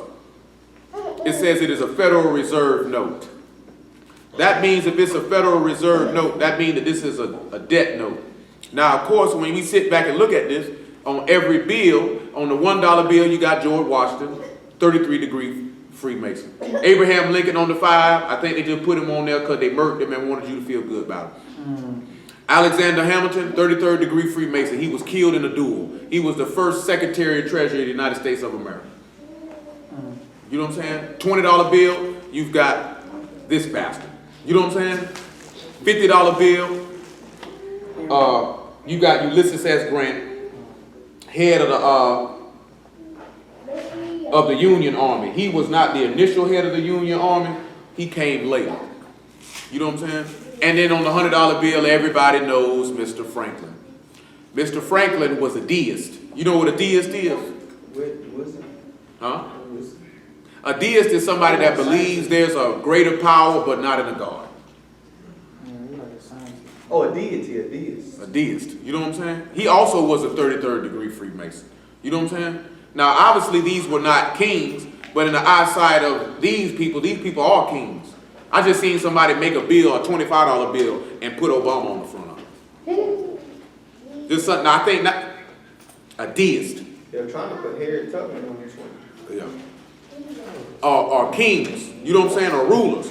When you sit back and look at it, now we know Alexander Hamilton and Benjamin Franklin were not presidents. But George Washington, Abraham Lincoln, Ulysses S. Grant, and Andrew Jackson, they were all presidents.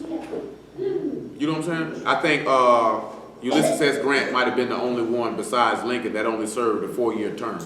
I think Andrew Jackson got him 8. I know George Washington got 8. Now, you sit back and look at it, this is tribute money. When you sit back and look at it, when they had that money back in the day, they had Caesar on the front of it. That means they were paying homage to Caesar. They're paying homage to these men because these are quote-unquote American heroes who you should revere and respect. You understand what I'm saying? This is why they put these people's face on this money. You see that $5 bill, and you know what that's a subliminal thing for you to think about? He's the one who freed the slaves. Yeah. And if you actually read the things that Abraham Lincoln said about black people, he hated black people. Yeah, slaves. Not even just having slaves of his own, he didn't free anybody. If you actually read the Emancipation Proclamation, and you actually see what it says and see what he did, he freed no one. It's one of the biggest lies that is told in American history. Slaves technically weren't freed to the 14th Amendment of the United States Constitution. All Abraham Lincoln did was free the slaves in the South of whom he had no control. He could have freed slaves in the North. He chose not to. He didn't want the states that were neutral to succeed. You know what I'm saying? Ulysses S. Grant had no carings about the Civil War. He just wanted to keep the Union together. He cared nothing about none of y'all. Where they sit back and you look, that's why they put him on the $50 bill, because he was the one who fought for your freedom. This is subliminals that they're going to put in your mind. And what a lot of our ancestors thought, oh, the people of the Bible got to be white, because Abraham Lincoln. Yeah. I can't. Well, we are property. We were property. That's how you had your wealth.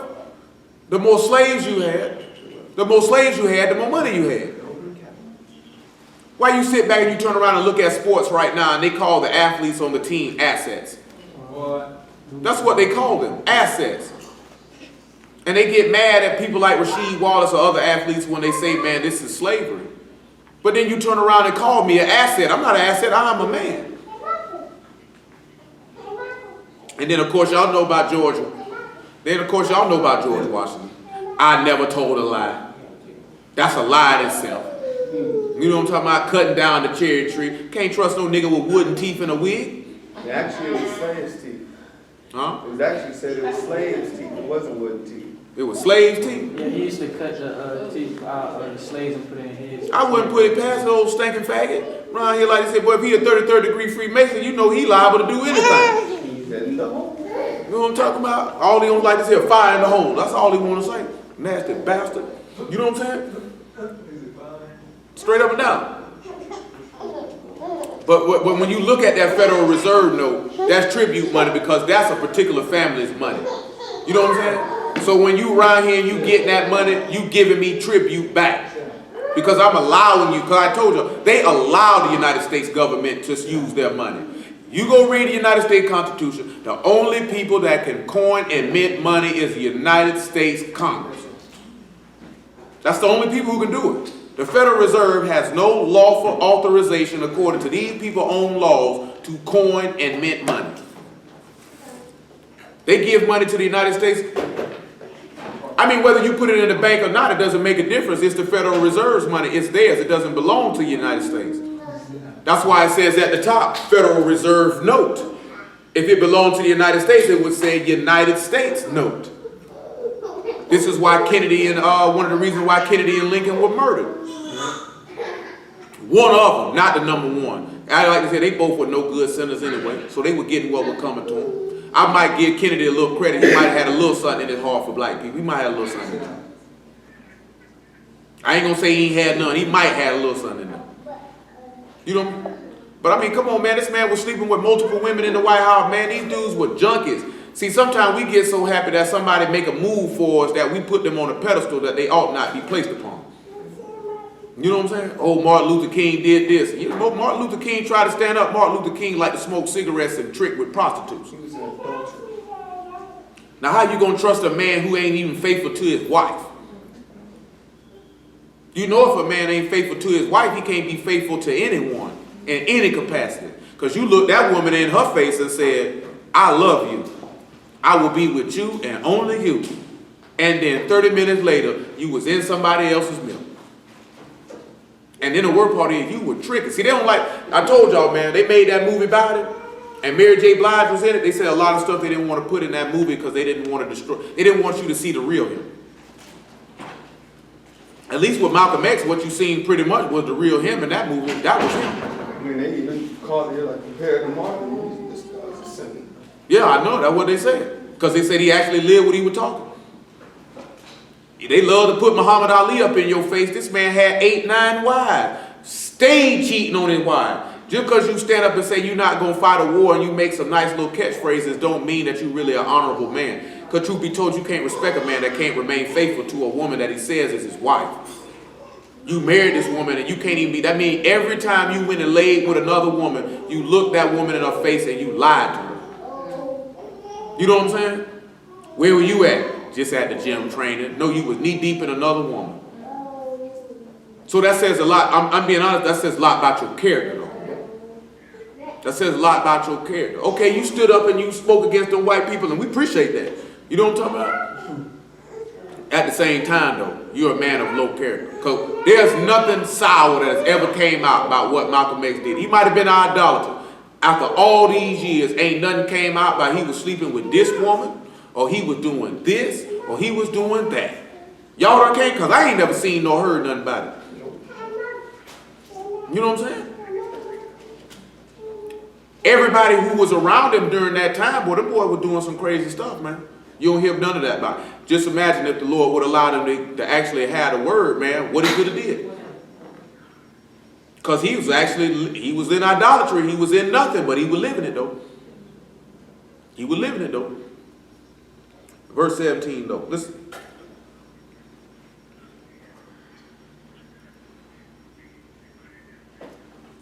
Man, I'm going to tell you. But see, I'm going to put to you this like this. That's because that was permissible for them at that time. But boy, the Lord ain't using no sinner, man.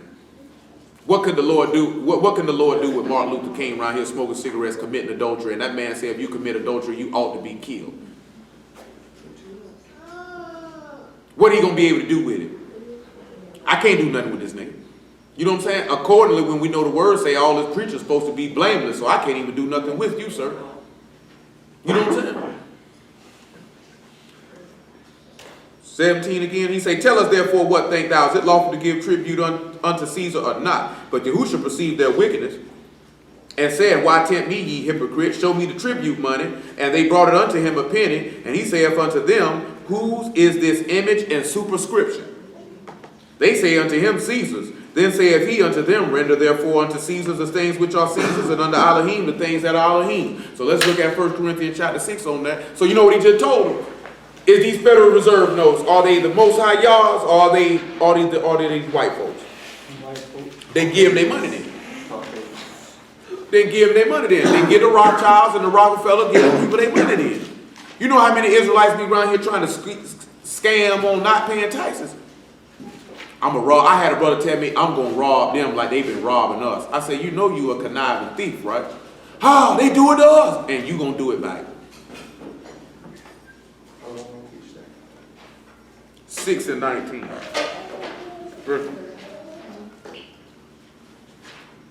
I ain't got no problem with it. Because last thing I need is the IRS knocking at my front door. You know what I'm saying? Huh? What you say? They going to take everything you got, and then they going to lock you up. I'm talking about even their own people, boy. When they come to that tax evasion, boy, they don't even spell. Unless it's that top echelon people like, okay, you down with us. You know what I'm saying? But they don't spell nobody. I'm talking about white or black. They coming for you.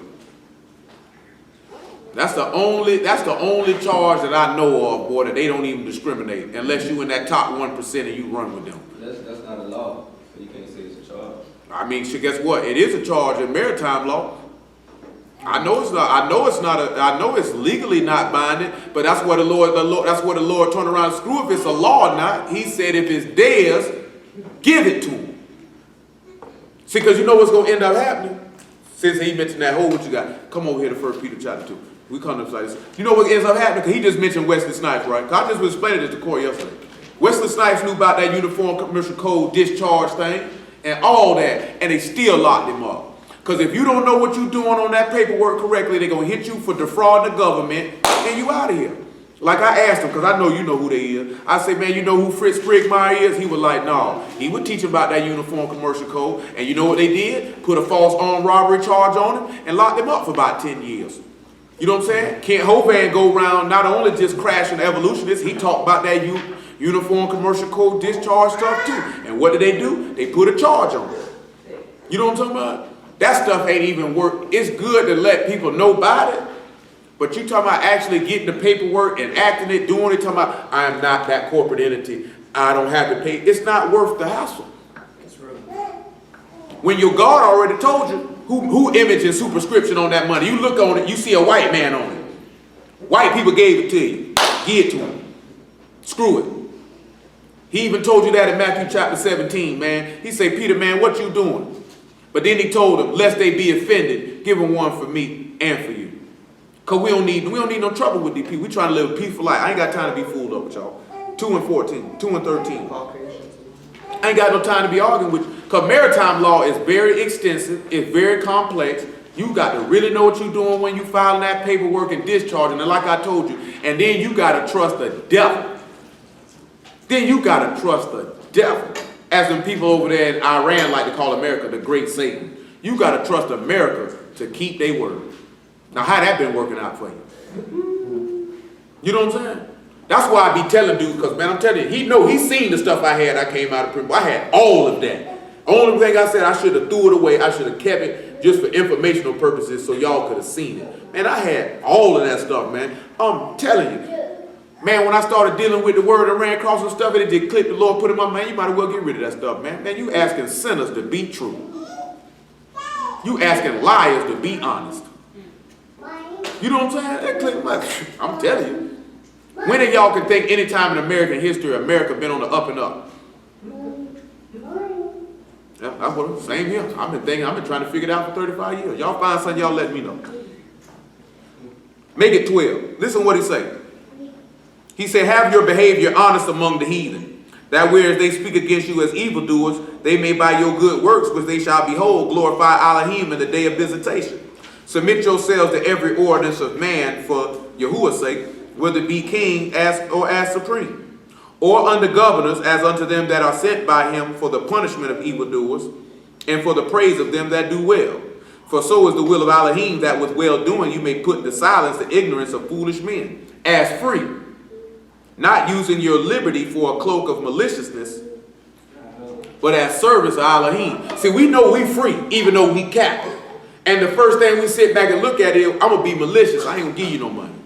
But he just told you, just go ahead and do it.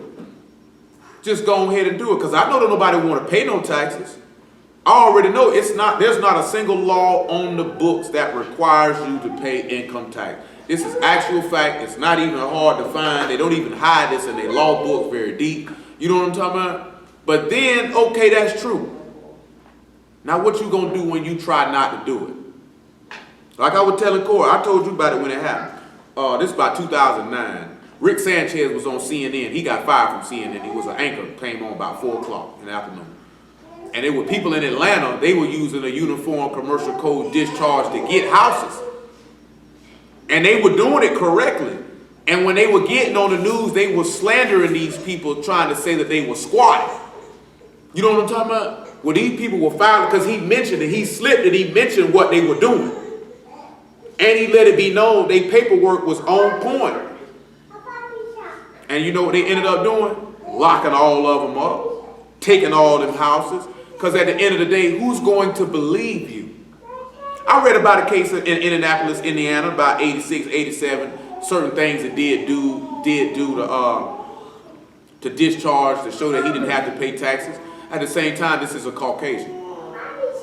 You know what I'm saying? Because they even stayed, I didn't even read what they was like, that commercial code wasn't even written or made for us, and we not even allowed to use it. You know what I'm saying? So we have to actually take all this stuff into account before we go, because is it really worth it? Is it really just better to go ahead to Jackson Hewitt or get TurboTax on your computer and get them people that little bit of change? Or deal with the fallout that's going to come with it? Come on back to 1 Corinthians. I'm for real, because I know he's talking about, I told Corey all this yesterday. Just we're talking to Corey about this yesterday. Come on back to 1 Corinthians chapter 6. And then we'll come back to Hosea 4. 6 and 19. Trust me, I know, man, if you can do it and there ain't gonna be no hassle, but if your God, the man whom you say you believe in 2 different locations, is telling you to give them people their money, then what you ought to do? Give them their money then. It doesn't matter if it's legal or illegal, just go on and give it to them. Because he told you, lest you offend them. Because the IRS ain't nothing but a collection agency. And when they come, they come. You know what I'm saying? When they come, they come.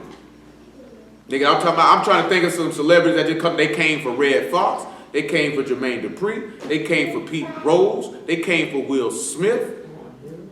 Well, they came for Lauryn Hill. In fact, Lauryn Hill had to do time. They came for Will Smith years ago. Yeah, Ron Isley. They didn't come for Ron Isley because of no taxes. Ron Isley was cashing his dead brother SSI checks. That's a real nigga. That nigga brother been dead at Ron Isley around here cashing checks. Like who, nigga? They might have AK shoot. Nigga, I ain't letting them go to waste. They sending them. Ron would bust him. That's what he went to prison for. Ron Isley did 3.5 years behind that. Now they were sending his dead brother SSI checks and he was steady cashing.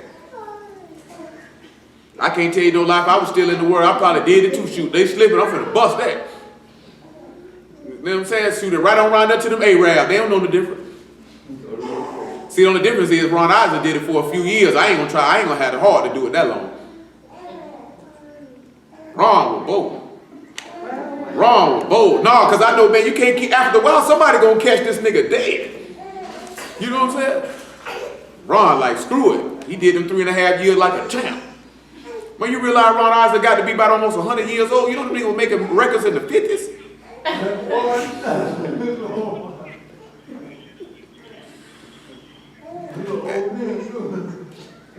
Exactly. I'm talking about still trying to hear singing songs talking about Mr. Big. Nigga, you can't even walk. Nigga, you on geriatric, got diapers on. Talking about who you seen Mr. Big. He was probably 88 years old when he made that. Verse 19. He said, 1 Corinthians 6:19. He said, what? Know ye not that your body is the temple of the Ruach HaKodesh which is in you, which you have of Elohim, and you are not your own? Oh, so you don't belong to yourself then. Why you think he just told you, give unto Caesar's what is Caesar's and give unto God what is God? Because God bought you with his own blood.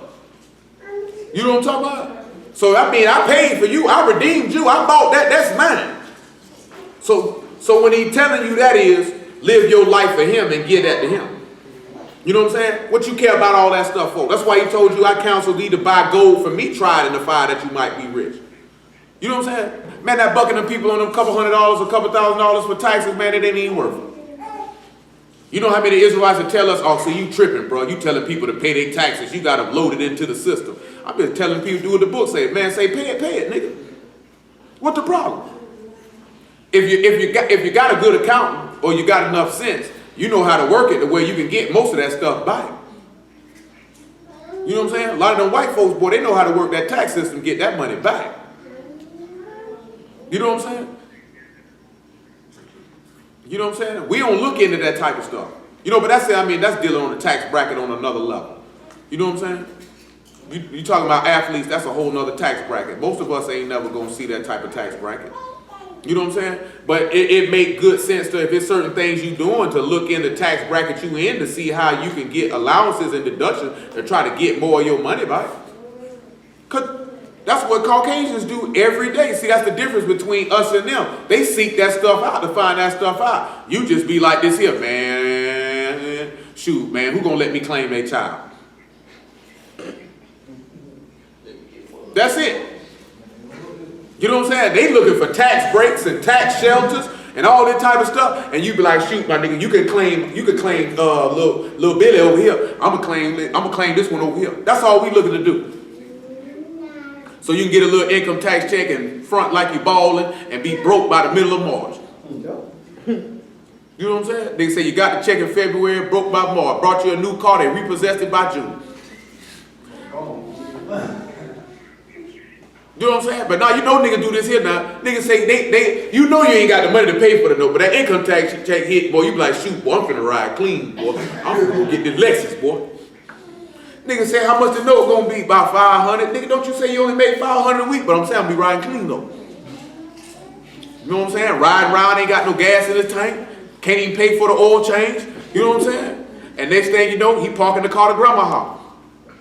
Cause you know how we do when we be like this here, screw them crackers, I ain't paying them. Now we down here hiding our car everywhere. You know what I'm saying? Niggas say, boy, I'm gonna park the car to the parking lot across the street. You know what I'm talking about? Parking at my daddy's house, my mama's house, all that type of stuff. Cause boy, the repo man gonna have to catch him. He gonna have to catch me. Cause boy, I'm finna hide him. Then you know that show. You know that stuff be staged though. You know what I'm talking about? Then them niggas around here, you ain't paid your car note and you finna fight this man for doing his job. I ain't never understood. You gonna fight this man for doing his job. 45, someone bust the window. Niggas say, you know you ain't paid these people your money.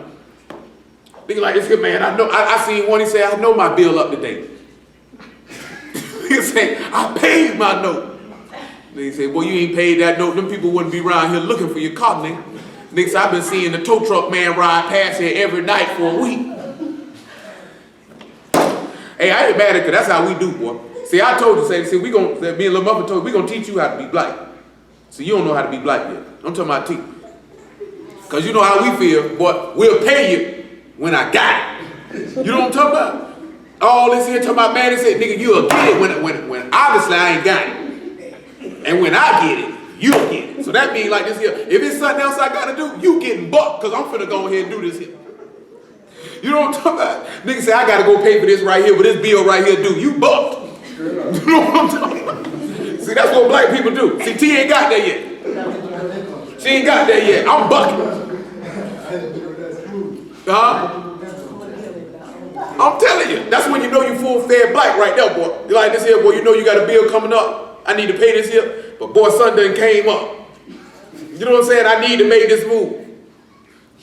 Well, you see me when you see me. You know what I'm talking about? Because you buck. You're going to go to try to pull it out my account, and he's going to be empty. You know, he ain't going to be there.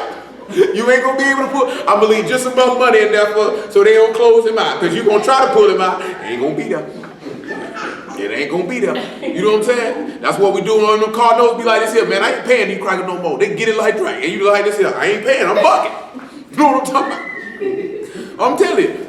I say probably about 75% of black people in America done pulled that move there. And for whatever reason. Niggas be like, man, I'm tired of putting money in this car, man. This and I ain't paying you no more. You know what I'm talking about? Like this here, man, I gotta keep getting the transmission, this, all that type of stuff. Man, you buck. You know what I'm talking about? I ain't even talking about fine. They might have the money to pay the note. I just ain't paying. You know what I'm talking about? And a nigga gonna ride, got the money to buy another whip. I ain't buying another one till the cracker come take it. Straight up. That's how we roll though. You know what I'm saying? White people don't do stuff like that. They gonna come out and shoot the repo man. You know what I'm talking about? We gonna be like this here. About time you got around here and got it. Make sure you get let me get my stuff. Ben should have came around here. You know what I'm talking about? Nigga, I called you 3 months ago. Come get this car, nigga. Like this here, the funny one though is, when them niggas go to, when the repo man come for them niggas who get stuff at rental center. Oh, he like that nigga. Niggas say you got sofa repossessed. How that happen? But no, jokes aside though. Without saying that, mention that, cause them rent their own place and stuff like that, man, y'all need to stay away from places like that. That stuff is a robbery and a ripoff. You know what I'm saying? And you notice most of them rental center places are only in our neighborhood. They don't put them places in the white folk neighborhood because the white folk got enough sense not to go do that. See, they know y'all be wanting stuff, and you think that low payment you paying a week, son. But if the item is $1,000, you end up paying $3,000 by the time you get finished. You know what I'm saying? They be preying on you with them predatory lending practices and them high interest rates and all that stuff they be doing. Even if any of y'all go to get a car loan, I would tell you honestly, if possible, buy the car and just own it. You know what I'm talking about? Even we were talking about that the other week, man. All you got to do is just put a couple bands on a couple bands before you know it. Man, you got $10,000, $12,000, you go on the lot, get something brand new because them people going to take that cash. You know what I'm saying? If that thing say $12,000, you walk in that nigga, I got $8,500 right now. Ain't a car salesman in America going to turn that down. You know what I'm saying? They ain't gonna turn it down. You telling me you got $8,500 cash and I only want $10,200 for the, and you got that right now. Let's draw up the paperwork. I'm telling you, if a car $20,000 and you come in there with about $14,500, $15,000, they gonna sell it to you. They gonna tell it to you. You just walk in there with that duffel bag, zip them over. So what you gonna do? I'm telling you. And you ain't got to worry about that car note. All you got to be worrying about is paying insurance. Because they be robbing us on them car notes now. You know what I'm saying? They be beating our head in. You know what I'm saying? You just got to be wise, man. You got to do what works for you. If you worry about building your credit, you want to do, but ain't nothing beat owning your own car, because that's an expense you ain't got to worry about. If something go wrong, you ain't got to worry about it. Got to pay the car note, fix the car, the insurance, you ain't got to worry about nothing. I just got to fix it. Somebody got to mute their phone, boy. That's ridiculous. Come on back to Jose chapter 4. It sound like they around here, I don't know what that sound like. It don't sound good, I know that. It sound like they brushing the floor or something. So y'all see what that means, how the people strive with the priest? And truth be told, we still kind of striving with him right now because we steady. That's why he say you're bought with a price. Because we still be wanting to try to do what we want to do. You know, they even did that. Matter of fact, hold what you got. Acts 19. Look at them striving with a priest. Because wouldn't you say Paul is a priest? Let me get Revelation 5 and 9 too, because I did call for that. Oh my God, I know it. That's ridiculous.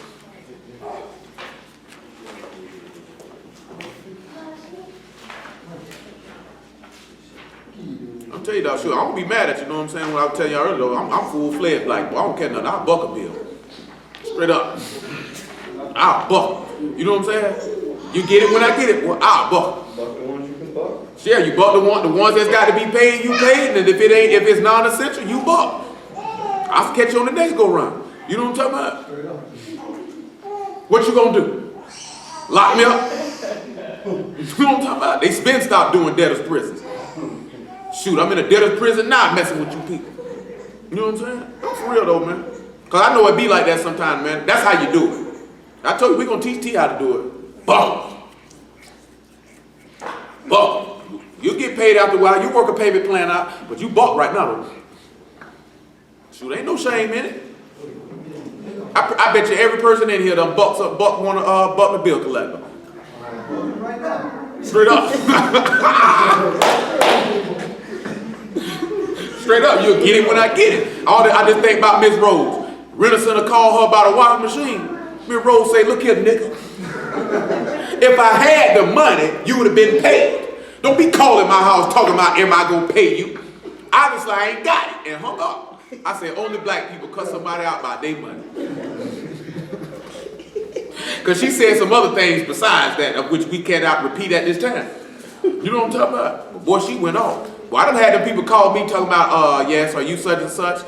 We have your statement is gone in the collections. I say, I ain't got it. Well, I ain't got it. Well, I ain't got it. You know what I'm saying? I don't want to hang up in your face and be rude, but you're not going to get any other response other than, I ain't got it. If I had it, you wouldn't be calling me now, would you? Well, there's no need to get, do you think that you'll have it? I don't think anything. I ain't got it. I'll think about paying you if I get it.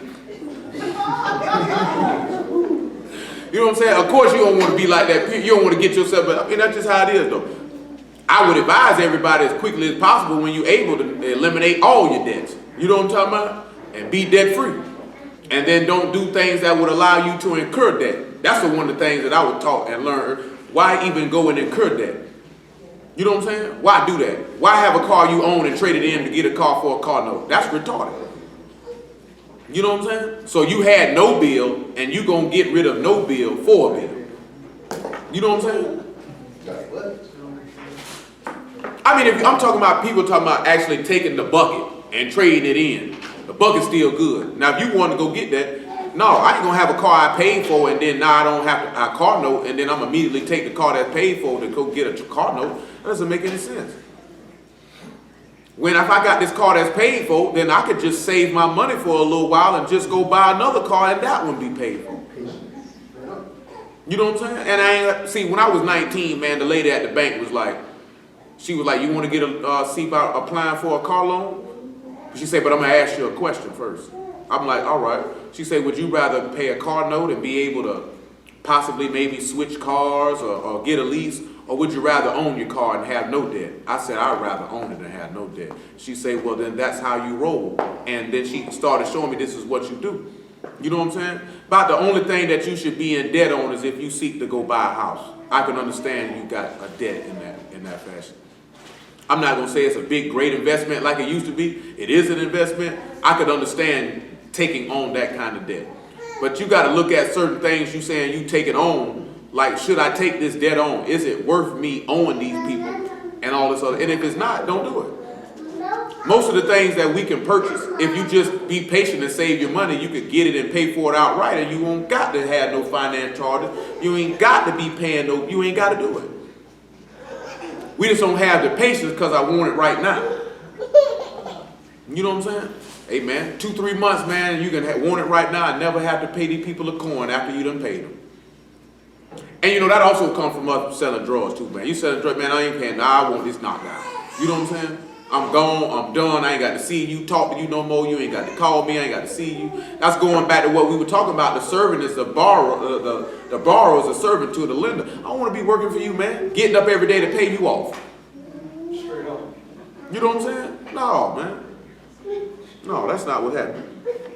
He say, and they sung, Revelation 5:9, they sung a new song saying, thou art worthy to take the book and to open the seals thereof. For thou wast slain and hast redeemed us to Elohim by thy blood out of every kindred, tongue, people, and nation.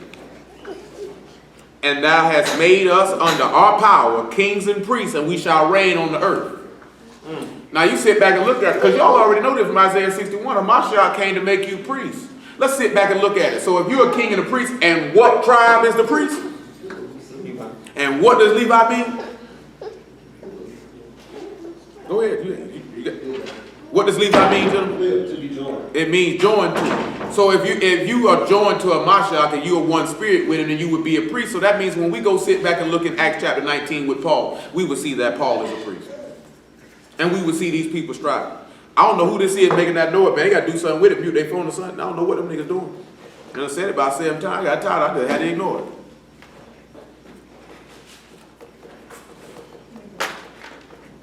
(19:8). It's like, man, like, and they just steady going. So that's obviously somebody who's not paying attention to nothing whatsoever that they're doing. Tizzy, listen. Come on, Tizzy. Huh? 19:8. Go with your mama. And he went into the synagogue and spake boldly for the space of 3 months, disputing and persuading the things concerning the kingdom of Elohim. And when divers were hard and believed not, but spake evil of that way before the multitude, he departed from them and separated the disciples, disputing daily in the school of one Tyrannus. And this continued in the space of 2 years, so that all they that dwelled in Asia heard the word of the Lord Yahusha, both Yahudim and Greeks.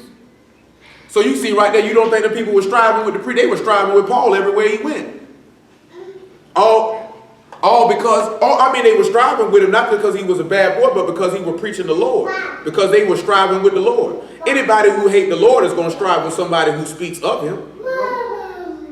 So even when somebody who's preaching of him, they are actually striving with the priest because they're striving with a Mashiach. But just for record's sake, we got to put on here that this man is a priest for old smarty art nigga who's going to try to say we made that up. Hebrews 8:1. My God. What they do? That's ridiculous. I have no idea.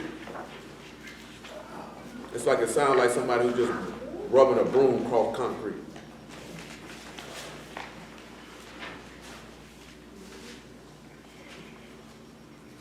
He said, now of the things which we have spoken, this is the sum, we have such a high priest who is set on the right hand of the throne of majesty in the Shamahim, a minister of the sanctuary and of the true tabernacle which the Lord pitched and not man.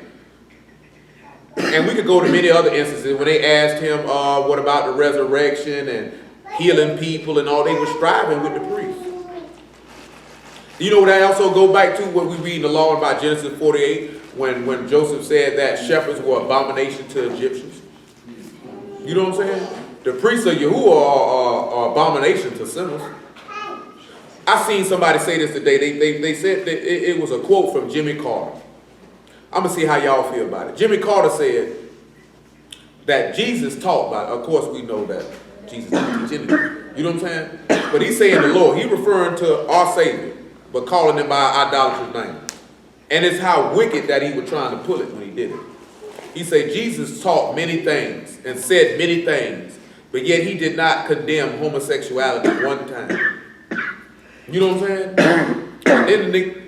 And then because they played a particular game, and he say and these churches condemn homosexual behavior because you're not gonna read anywhere in any one of the gospels where the Lord say something anything about a bull dagger or a pillow bottom. You know what I'm saying? But truth be told, you don't really read nowhere in there where he say anything to him other than, I take that back, because he told them, what law should we keep? Thou shalt not kill and all that there. He told them that. You know what I'm saying? But why would he go up to a group of people who have a history of knowing what happened with the Benjamites and what they did? Why would I have the need to tell? He also didn't tell them not to eat pork. Does that mean anything? Remember, the priest's lips keep knowledge, and the law of truth is in his mouth. Right? Hold on, let's look at Acts chapter 11 too. To show you again what Paul was being sent. Make it 26 and 16. Where Paul was sent to show you how he was a priest. Because he say he's a messenger. And after that you get John 13 and 20. Because they say he was a messenger.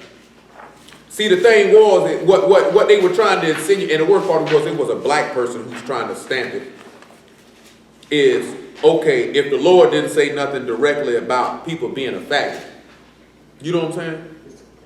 Then it's got to be okay. That we shouldn't say nothing. But you claim that you believe in the personage of the person that's written this book. Because obviously that comes with that other Jesus or that other Messiah that these people preach. Because they can be a faggot. And you shouldn't say nothing against a faggot or an adulterer, because we're all sinners. We all fall short. You know what I'm saying? Ain't nobody can't be perfect. Oh, Jesus was the only one that was perfect. I don't know nothing about Jesus being perfect. Because like I tell y'all, when you actually break down who Jesus is, that's Mithras. That's Saturnalia. That's Zeus. Zeus like booty. Horse like men. I'm telling you, the idolatrous name that they came up with was just a name of other idolatrous gods that they always worshiped. And all them idolatrous gods had one thing in common. They were homosexuals. When you look at the name Jesus, Jesus ain't nothing but another name for Mithras, or another name for Bacchus, and another name for Horus and Zeus and all the other main deities that these people worship.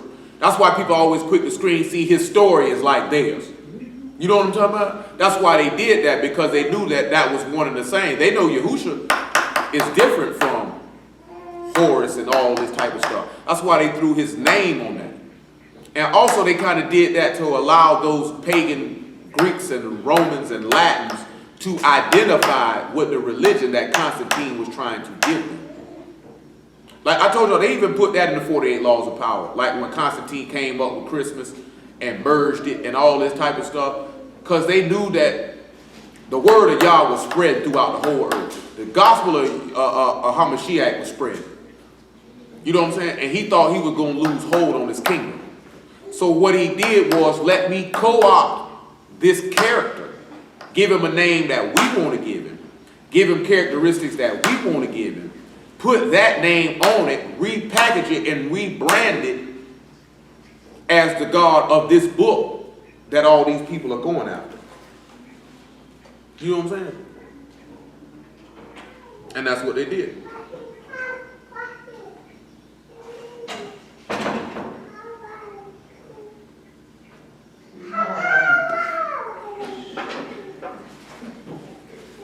I mean, these are the games that these people play. You know what I'm saying?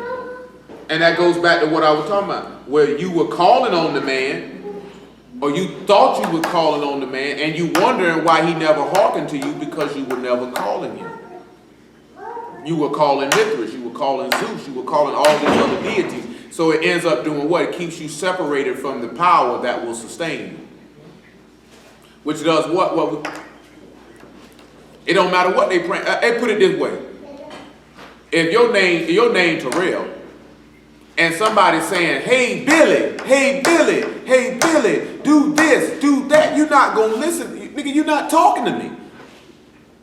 Who are you talking to? Because that's not my name. So I would not answer to you. You know what I'm saying? Then on top of that, then you live in a lifestyle contrary to the word. So on top of that, he's not going to answer you for that. That man, it ain't even that. That man says he does not hear the prayers of sinners. So even if you don't know nothing about grace, it's as simple as this simple analogy. Every last one of us was a child. Every last one of us asked our parent for something. And when we were not doing what they told us to do, 99.9% of the time, they did not honor your request.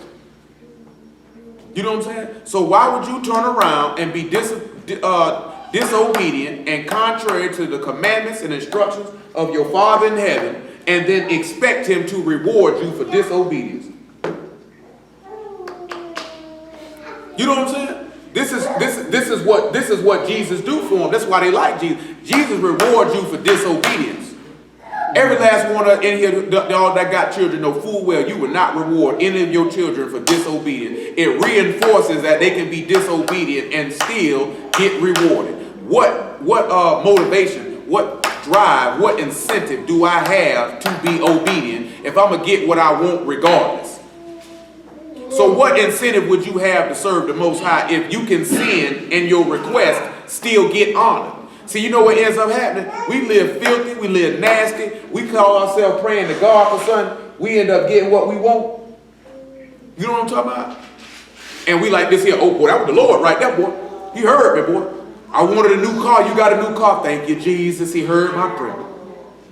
You praying for a job, you've been hoeing and smoking and drinking and telling lies. You know what I'm talking about? I got the job. Thank you, Jesus, he heard my prayer. He ain't hear nothing, not with time and chance. It could be quite possible he let you get it just so you could go to hell because you thinking that he heard you and gave you that. Because every last one of us knew in the back of your mind how you were living and what you were doing. It was wrong. It might have not been at the front of your mind, but it was part of your brain. No, boy, I got to be going to hell for this. Yes, sir. I got to be going. There's no way in the world this man going to save me and I'm doing all this. This is impossible. 26 and 16. I don't know.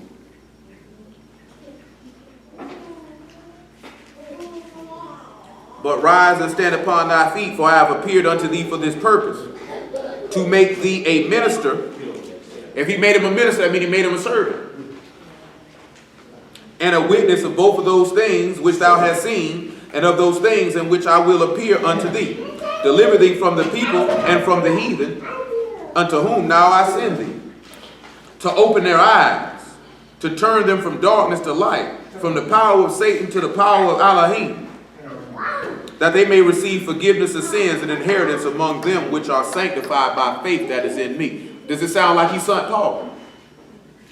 John 13 and 20. Don't you know a lot of niggas be talking trash about he ain't sent Paul and Paul is this and Paul is that? What type of man would want to be stoned on his own accord? They stoning me because I'm Paul. I ain't preaching Paul. I'm preaching Yahusha and they stoned me for it. When the man said, if a man seeketh the glory of him that sent him, the same is true and there's no unrighteousness in him. Was Paul preaching Paul? They just see what their problem is with Paul is, well, these Christians be grabbing all his letters. Well, don't blame Paul for that. He ain't here to stop him. Thank the Lord. They finally stopped. Listen what he tell you. Truly, truly, I say unto you, he that received whomsoever I send, received me. And he that received me, received him that sent me. So when they were striving with Paul, they thought they were striving with Paul, but they were striving with the Lord. In actuality, they were striving with the Father. When they were striving with the Lord on the cross, they wasn't striving with him, they were striving with the Father. Come on back to Hosea chapter 3.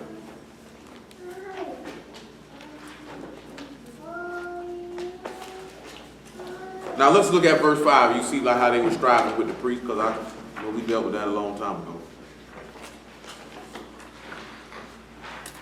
What y'all think that last part mean in verse 5 here though? Therefore thou shalt fall in the day, and the prophet also shall fall with thee in the night, and I will destroy thy mother. Now that's two things coming to my mind. We'll see how it goes. We still holding 1 Corinthians 15 and 33. We probably won't get around that to Joshua chapter 10. Maybe we will, maybe we won't. It's about 5 o'clock anyway.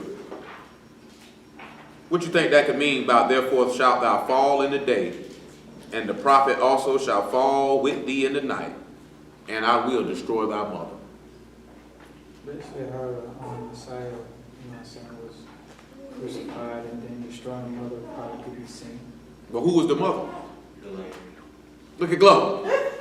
Glover! See you, boy. Straight up talking about, like I said, he had the perfect, what did he say, the goose head? He had a quick release on that too, didn't he? He didn't even hesitate. He pulled a Steph Curry, didn't he? Oh, he came back. God. Listen to verse 6. My people are destroyed for lack of knowledge, because thou hast rejected knowledge. I will also reject thee, that thou shalt be no priest to me. Seeing that thou hast forgot the law of thy Elohim, I will also forget thy children. You know, everybody love to quote this verse right here, don't they? But when you sit back and you look at it, our people are destroyed. Look, get 1 Corinthians 15:33 before we deal with that verse 5. This is just ridiculous.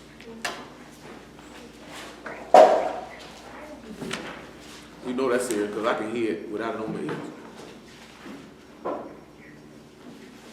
I would let one of y'all come over here, because I have no idea what this is. Huh?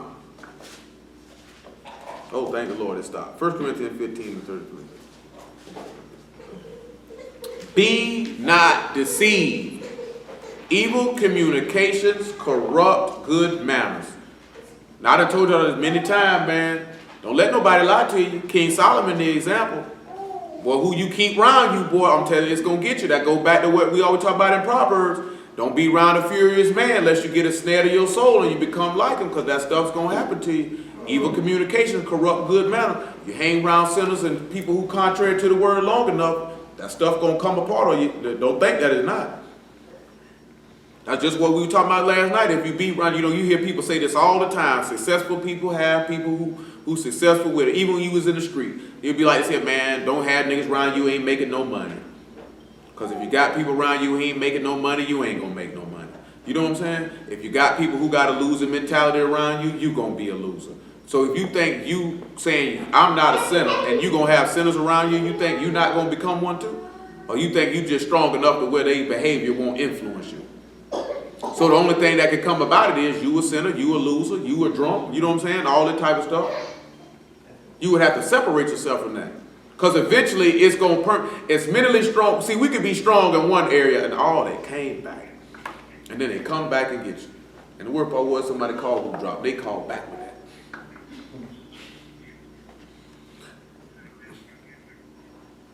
Verse 34, 1 Corinthians 15 and 34, 9. Awake. No, what I'm saying is you can be strong in a particular area.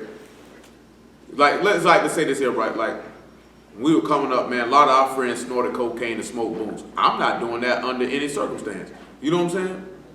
But then it could be something else they doing that you might not be as strong and been done for. They got to be drugs. You know what I'm talking about? And then you go do it too. So either way it go, you got caught up with it. You know what I'm saying? Like I was telling you last night, if you around people that got a loser's mind frame, it's like a virus. You know what I'm saying? It's like a disease. It's going to infect you and whoever's around you. You know what I'm saying?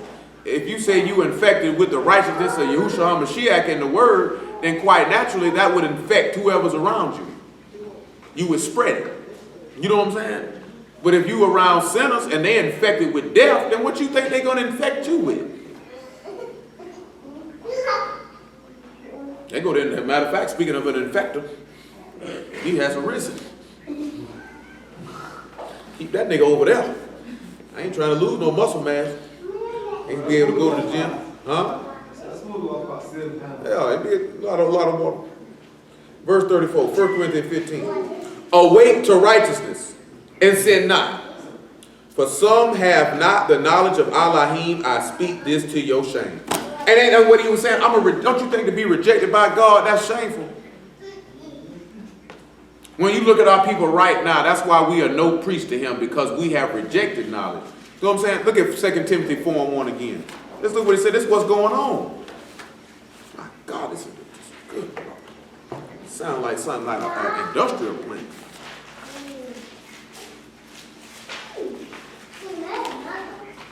Now, see, walk over here, Corey. Listen to him. Just walk over here. Listen to him. Got to be. Might as well just wait until you get the video come or something.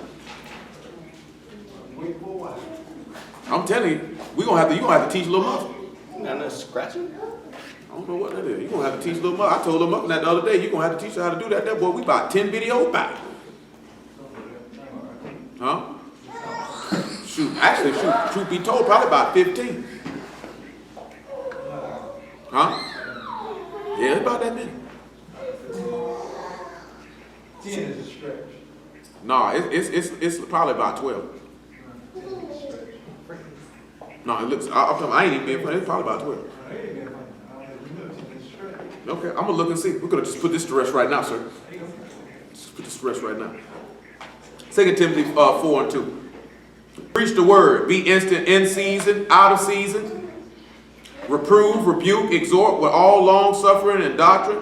For the time will come where they will not endure sound doctrine, but after their own lust they shall heap to themselves teachers having itching ears, and they shall turn their ears away from the truth, and shall be turned unto fables. Don't you sound that like that's rejecting knowledge?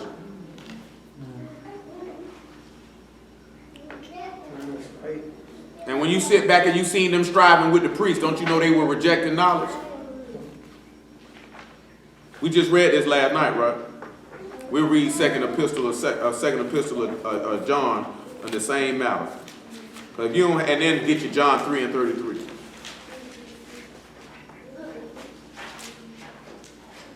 This is just ridiculous.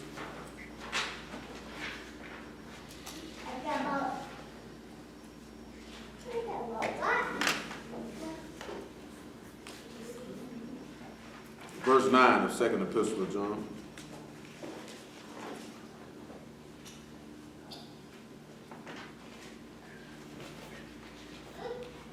All right, and it says, whosoever transgress and abide not in the doctrine of Mashiach have not Elohim. He that abide in the doctrine of Mashiach have both the Father and the Son. How you going to be abiding in the Son? How you going to reject the knowledge? Because the Son, the whole book's about the Son. Get your Romans 16:24. And after that, get your John 6:44. That's Acts 16.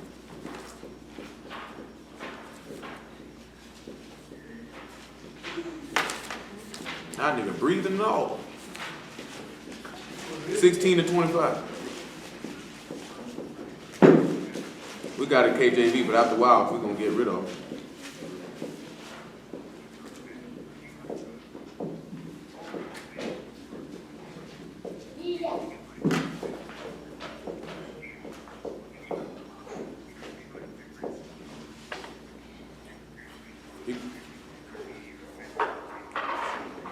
Man, them NIVs and them amplifiers and all that stuff will mess you square up, because they played the KJV, they played with it bad. When you get to the other ones, they played with it worse.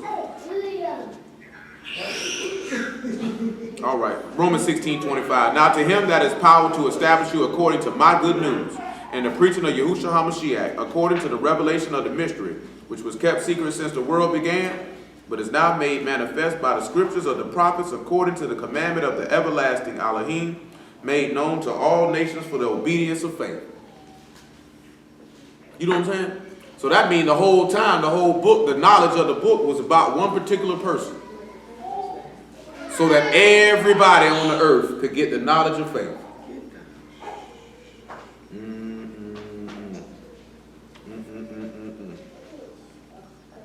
Let's see, 1, 2, 3, 4. What we need after this here? Let's come on back to Hosea chapter 4. 5, 6, 7, 8. We got, this will be 10. I already got 2 of them, but got that. So it's on me. Okay. Hey, we appreciate you, sir. I got your boy. You know what I'm saying? Like, it's him, man. My word is bond, son. You know what I'm saying? But I'm just saying, though, if you could put another video up, that would be great. I was going to do them every day this week, man. Yeah, I give you that. Your boots started getting just tore up. Just doodling everywhere. Yeah. Throwing up all on the floor. Yeah, I know. I seen a dude put that down, for God's sake. Leave that alone, Snake. It was up here. I had to move it. Oh, come here, Stankers. Come here, Stankers. I know she ain't know no better. We don't swing. We don't wave that. We don't wave that. Wave that. But I'm going to show y'all somebody falling in the day and the prophet falling with him in the night and their mother get destroyed. Come on around here to Revelation 17. Tying back into the first thing we started with them kings, right? And we'll finish on out the door and run out of here like that. 17 and 1. Huh? I didn't hear you. Put some bass in your voice. I did. Everybody else said it, but you. I didn't hear you though. So you ain't have enough octave in your voice. Crank it up a notch. Everybody said it. No, I didn't. Yeah, my little league. I know it. Keep on mumbling. That's what you're going to better do. Just mumble. I take them earbuds out there and you can hear something. You know what I'm saying? Just mumble. How about you just put some bass in your voice and say it like you got a pair? Say it like you got a pair. Everybody in the room know I got them. That don't mean nothing. You know what I'm saying? I'll tell you, Delta say it with your chest from your diaphragm, nigga. Huh? You got something you want to say? Diaphragm in your chest. Oh, boy. Alright. You heard that, though, didn't you? Yeah, you look like you like to play with diaphragms, nigga. You want to hear the other. I didn't hear you. You can outside, bro. You bitch, you ain't got to meet me nowhere, nigga. I'll whoop you right here. Talking about meet you outside. I try to tell these people establishment. Man, I don't care nothing about these people establishment. You want some, come get you some. That's all you got to do. Threaten me with a good time, nigga. I'm telling you, don't threaten me with a good time. Nigga got to be crazy. He say, there came one of the 7 Malachim, which had the 7 vials, and talked with him, saying unto me, come hither. I will show unto thee the judgment of the great whore that sit upon many waters, with whom the kings of the earth have committed fornication, and the inhabitants of the earth have been made drunk with the wine of her fornication. So he carried me away in the spirit of the wilderness, and I saw a woman sit upon a scarlet-colored beast, full of names of blasphemy, having 7 heads and 10 horns, which goes back to them 10 kings we tell you about. And you know where one of them kings was sitting at? In Jerusalem. You go look at Joshua chapter 10. I can't remember what video it's on, but he was sitting right there in Jerusalem, gathered up 10 kings to fight against Yahushua son of Nun. And the woman was arrayed in purple and scarlet color, decked with gold, precious stone, and pearls, having a golden cup in her hand, full of abominations and filthiness of her fornications.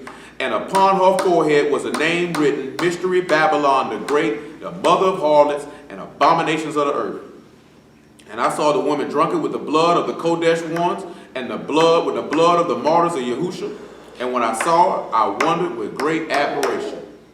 So for all intents and purposes, when we look at this mother of harlots, he said their mother would be destroyed. Say a man would fall in the day and a prophet in the night. Revelation 19. Could that be used as Jezebel? I mean, so all intents and purposes, Babylon is a Jezebel. She's teaching them to commit fornication and sacrifice things to idols. What does this stinking hoe do worldwide? You can be a Hindu, you can be a Buddhist, you can be whatever you want. You know something wrong with you when you walk in a nigga house and they got a statue of a butt naked nigga in his drawers, and they sit there and they pray to him. That is a question. You know what I'm saying? And then they be talking about Buddha consciousness. See, Buddha came to teach us about Christ consciousness. Man, boy, I don't know what Buddha came to teach. Tell Buddha to put some clothes on. Nigga walk around here with a thong on. Got to be wrong with a grown, big old fat nigga with a thong on.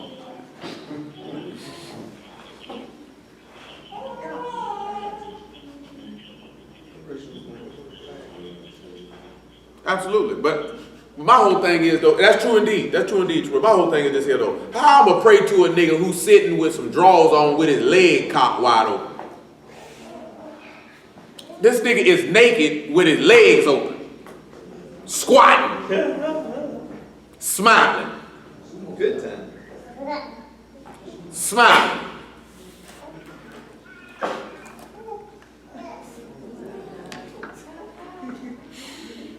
(19 and 18). 19 and 17 Revelation. I mean, sometimes you have to break it down and really sit. this is, now I ain't never ran after no Buddhism, because I'm, man, like this here, man, a lot of people just run out of stuff just an excuse to do stuff. A lot of time people go after stuff because they hate Christianity and they don't want to be called, so quote unquote, be a white man's slave and go be a Chinese man's slave. Go be an Arab man's slave. You know what I'm saying? But most of our people don't know this stuff either. We think this stuff real God. Or they come with the famous statement of, it doesn't matter because it all leads to the same God. Oh, it matters. Everything comes from the one. They always say that all the gods are the same, so it don't matter what you worship. Nobody has all the right answers. Oh man, that's a prevailing statement all in the world. What Oh, I mean, that comes from New Age people. That's New Age doctrine. You know what I'm saying? Oprah teach that type of stuff. Oprah teach that type of stuff. You know what I'm saying? Oprah say all the roads he talking about. She say no matter if you call it Buddha or consciousness, or it's all the same thing. No, Oprah. No, it's not the same thing. That was years ago. Yeah, that white lady smashed on Oprah about that. Ain't that something? You got a Gentile going off on you about discrediting your God. 1917. And I saw Malakim standing in the sun, and he cried with a loud voice, saying to all the fowls that fly in the midst of Shamahim, come and gather yourselves together in the supper of the great Elohim, that you may eat the flesh of kings, and the flesh of captains, and the flesh of mighty men, and the flesh of horses, and of them that sit on them, and the flesh of all men, both free and bond, both small and great. And I saw the beast and the kings of the earth and their armies gathered together to make war against him that sat on the horse and against his army. Just like, what's his name is? What that nigga name is? Like the king of Moab wanted Balaam to curse us so they could come up, because they were gathering up together to do what? To come fight against us. Because they know that we were coming to claim what was rightfully ours, which he covenanted and contracted and promised and swore by no greater name. So he swore by his own name, Yahuwah of hosts, the Elohim of the heavens and earth. I'm going to give them this land until they see it after. You know what I'm saying? I'm going to give them that. And it says, and the beast was taken, and with him the false prophet that wrought miracles before him, which he deceived them that received the mark of the beast, and them that worship his image. These both were cast into the lake of fire and with brimstone. So how would it be possible that one would be thrown in the day and the other would be thrown in at night? Because we already know from chapter 18, their mother was destroyed. Babylon was destroyed before he came on back. So their mama had been killed. How is it that he would be able to destroy one in the day and the prophet at night? Just think about it though. Same thing that happened when it's at his death. Because they said the sun would be dark or something like that before his return. You know, when he was up on that tree, it was daytime and nighttime at the same time, wasn't it? So don't you know when the Lord come back? Let's look at Matthew 24 and let's look what he tell you now. Get out of here.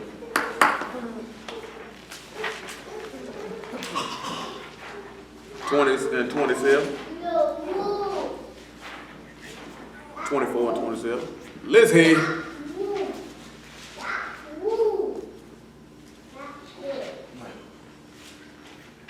It says, for as lightning come out of the east, and to shine even unto the west, so shall the coming of the Son of Man be. For wheresoever the carcass is, there will the eagles be gathered together. Immediately after the tribulation of those days shall the sun be darkened, and the moon shall not give her light, and the stars shall fall from Shamahim, and the powers of Shamahim shall be shaken. And then shall appear the sign of the Son of Man in Shamahim, and then shall all the tribes of the earth mourn, and they shall see the Son of Man coming in the clouds of Shamahim with great power and great glory. Don't you realize if he come in today, the man who set him up, that beast, I'm going to smash you. Then you sit back and look at him and cause it to go dark, and I'm going to smash you, because it's going to be light and darkness at the same. If he making the whole earth go dark, but yet he appearing in the sky, don't you realize it's light and darkness at the same time? Yep. Just like when he was on the tree, because he was the light of the world, and he up there on the tree, and he made it go dark at noon, that it was light and darkness at the same time, which also go to show you how I'll kill you in the day and kill the prophet at night. Go both ways. You know what I'm saying? Come back to Deuteronomy chapter 7 so we can finish this and go. Lizzie. Lizzie.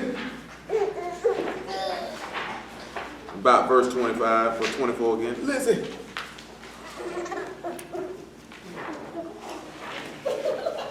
So you can sit back as we looked at. So don't it look like he'll deliver all the kings into Mashiach's hand and destroy every last. Listen. And destroy every last one of them. And he shall deliver their kings into thy hand, and thou shalt destroy. Listen. Their names from under Shamahim. And there shall be able no man to stand before thee. Listen. Till thou hast destroyed them. Did any of them people stand up before this man? They gonna stand before him. You know why they ain't gonna be able to stand before him? Because of what you mentioned. Because every knee gonna bow and every tongue gonna confess. You not gonna stand before him. Listen. And the graven images of their gods shall you burn with fire. And how does it say Hamashiach coming by? With flaming fire. So guess what's gonna happen to all the same thing that happened in the beginning gonna happen in the end. Okay then. Ooh, he just came out of nowhere. That one there, boy, you just felt that one there, huh? You ready to get on tape and sing you another song, ain't you? He ain't even uploaded the one where you sang the first time. Yeah, I ain't on the grass refute. Huh? You say he ain't want to crash it. Look here, Corey ready though. Nigga say we just gonna get that nigga a guitar, man, and let him go ahead and be old rustic mystic singer. So not no mystic, my bad. Oh, you know what I'm saying? I'm trying to say old folk singer. That's what I meant to say, old folk singer. You gonna be around here to talk about the Hebrew Bob Dylan, huh? You know who Bob Dylan is? No. Wow. Straight up. Nobody in this room besides my mama know who Bob Dylan is. Yeah, I know you know. That's why I ain't been. I know you know. I got a guitar. You look like a nigga got a guitar. You got an acoustic guitar or electric guitar. You just be in the room just strumming, don't you? Trying to get your notes right. I just played the same thing over and over. Oh man, I got about 5. I got a handful. come on, man. Listen what it is. He said, the graven images of their gods shall you burn with fire. Thou shalt not desire the silver or gold that is on them, nor take it unto thee, lest thou be snared therein, for it's an abomination to Yahuwah thy Elohim. So not only just with they gods, you know what I'm saying? It's anything. Because this is why we started here. Now, okay, we sit back and we find out Thursday the word queen got idolatrous connotations to it. You know what I'm saying? So if we come across information and we see, no matter what it is, no matter how small, no matter how big, all idols are an abomination to Yah. If we see that it's got idolatrous connotations, we gonna get rid of it. You know what I'm saying? If we see a word or a title got a false deity attached to it, then we just not gonna say it. You know why? Exodus 23. Nigga gonna sit back and tell me, Yah's a moon god, you still gonna call on Yah. If I call on Yah and Yah moon god, I ought to go to him. If I know he a moon god, you know what I'm talking about? And I'm gonna call him anyway.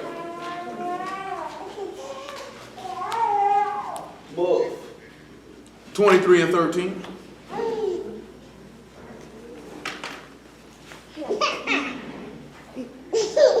And it says, and in all things I've said unto you, be circumspect, and make no mention of the name of other gods, neither let it be heard out of thy mouth. So that's why we wouldn't do it. We say, okay, amen is the Egyptian dog god Amun. I won't say that then. You're not going to be able to hit me with, well, that's Amun Ra. I ain't going to say it. So you're not going to be able to say I'm talking about Amun Ra.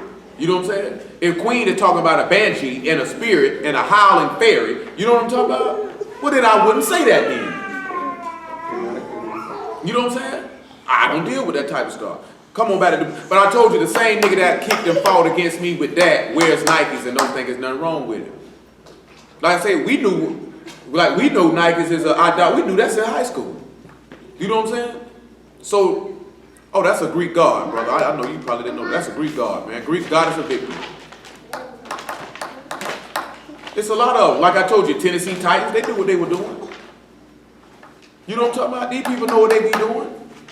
Then this is what the brothers will hit you with the Illuminati symbolism on everything. Who said something about the Illuminati, sir? He said pagan God. Know the difference.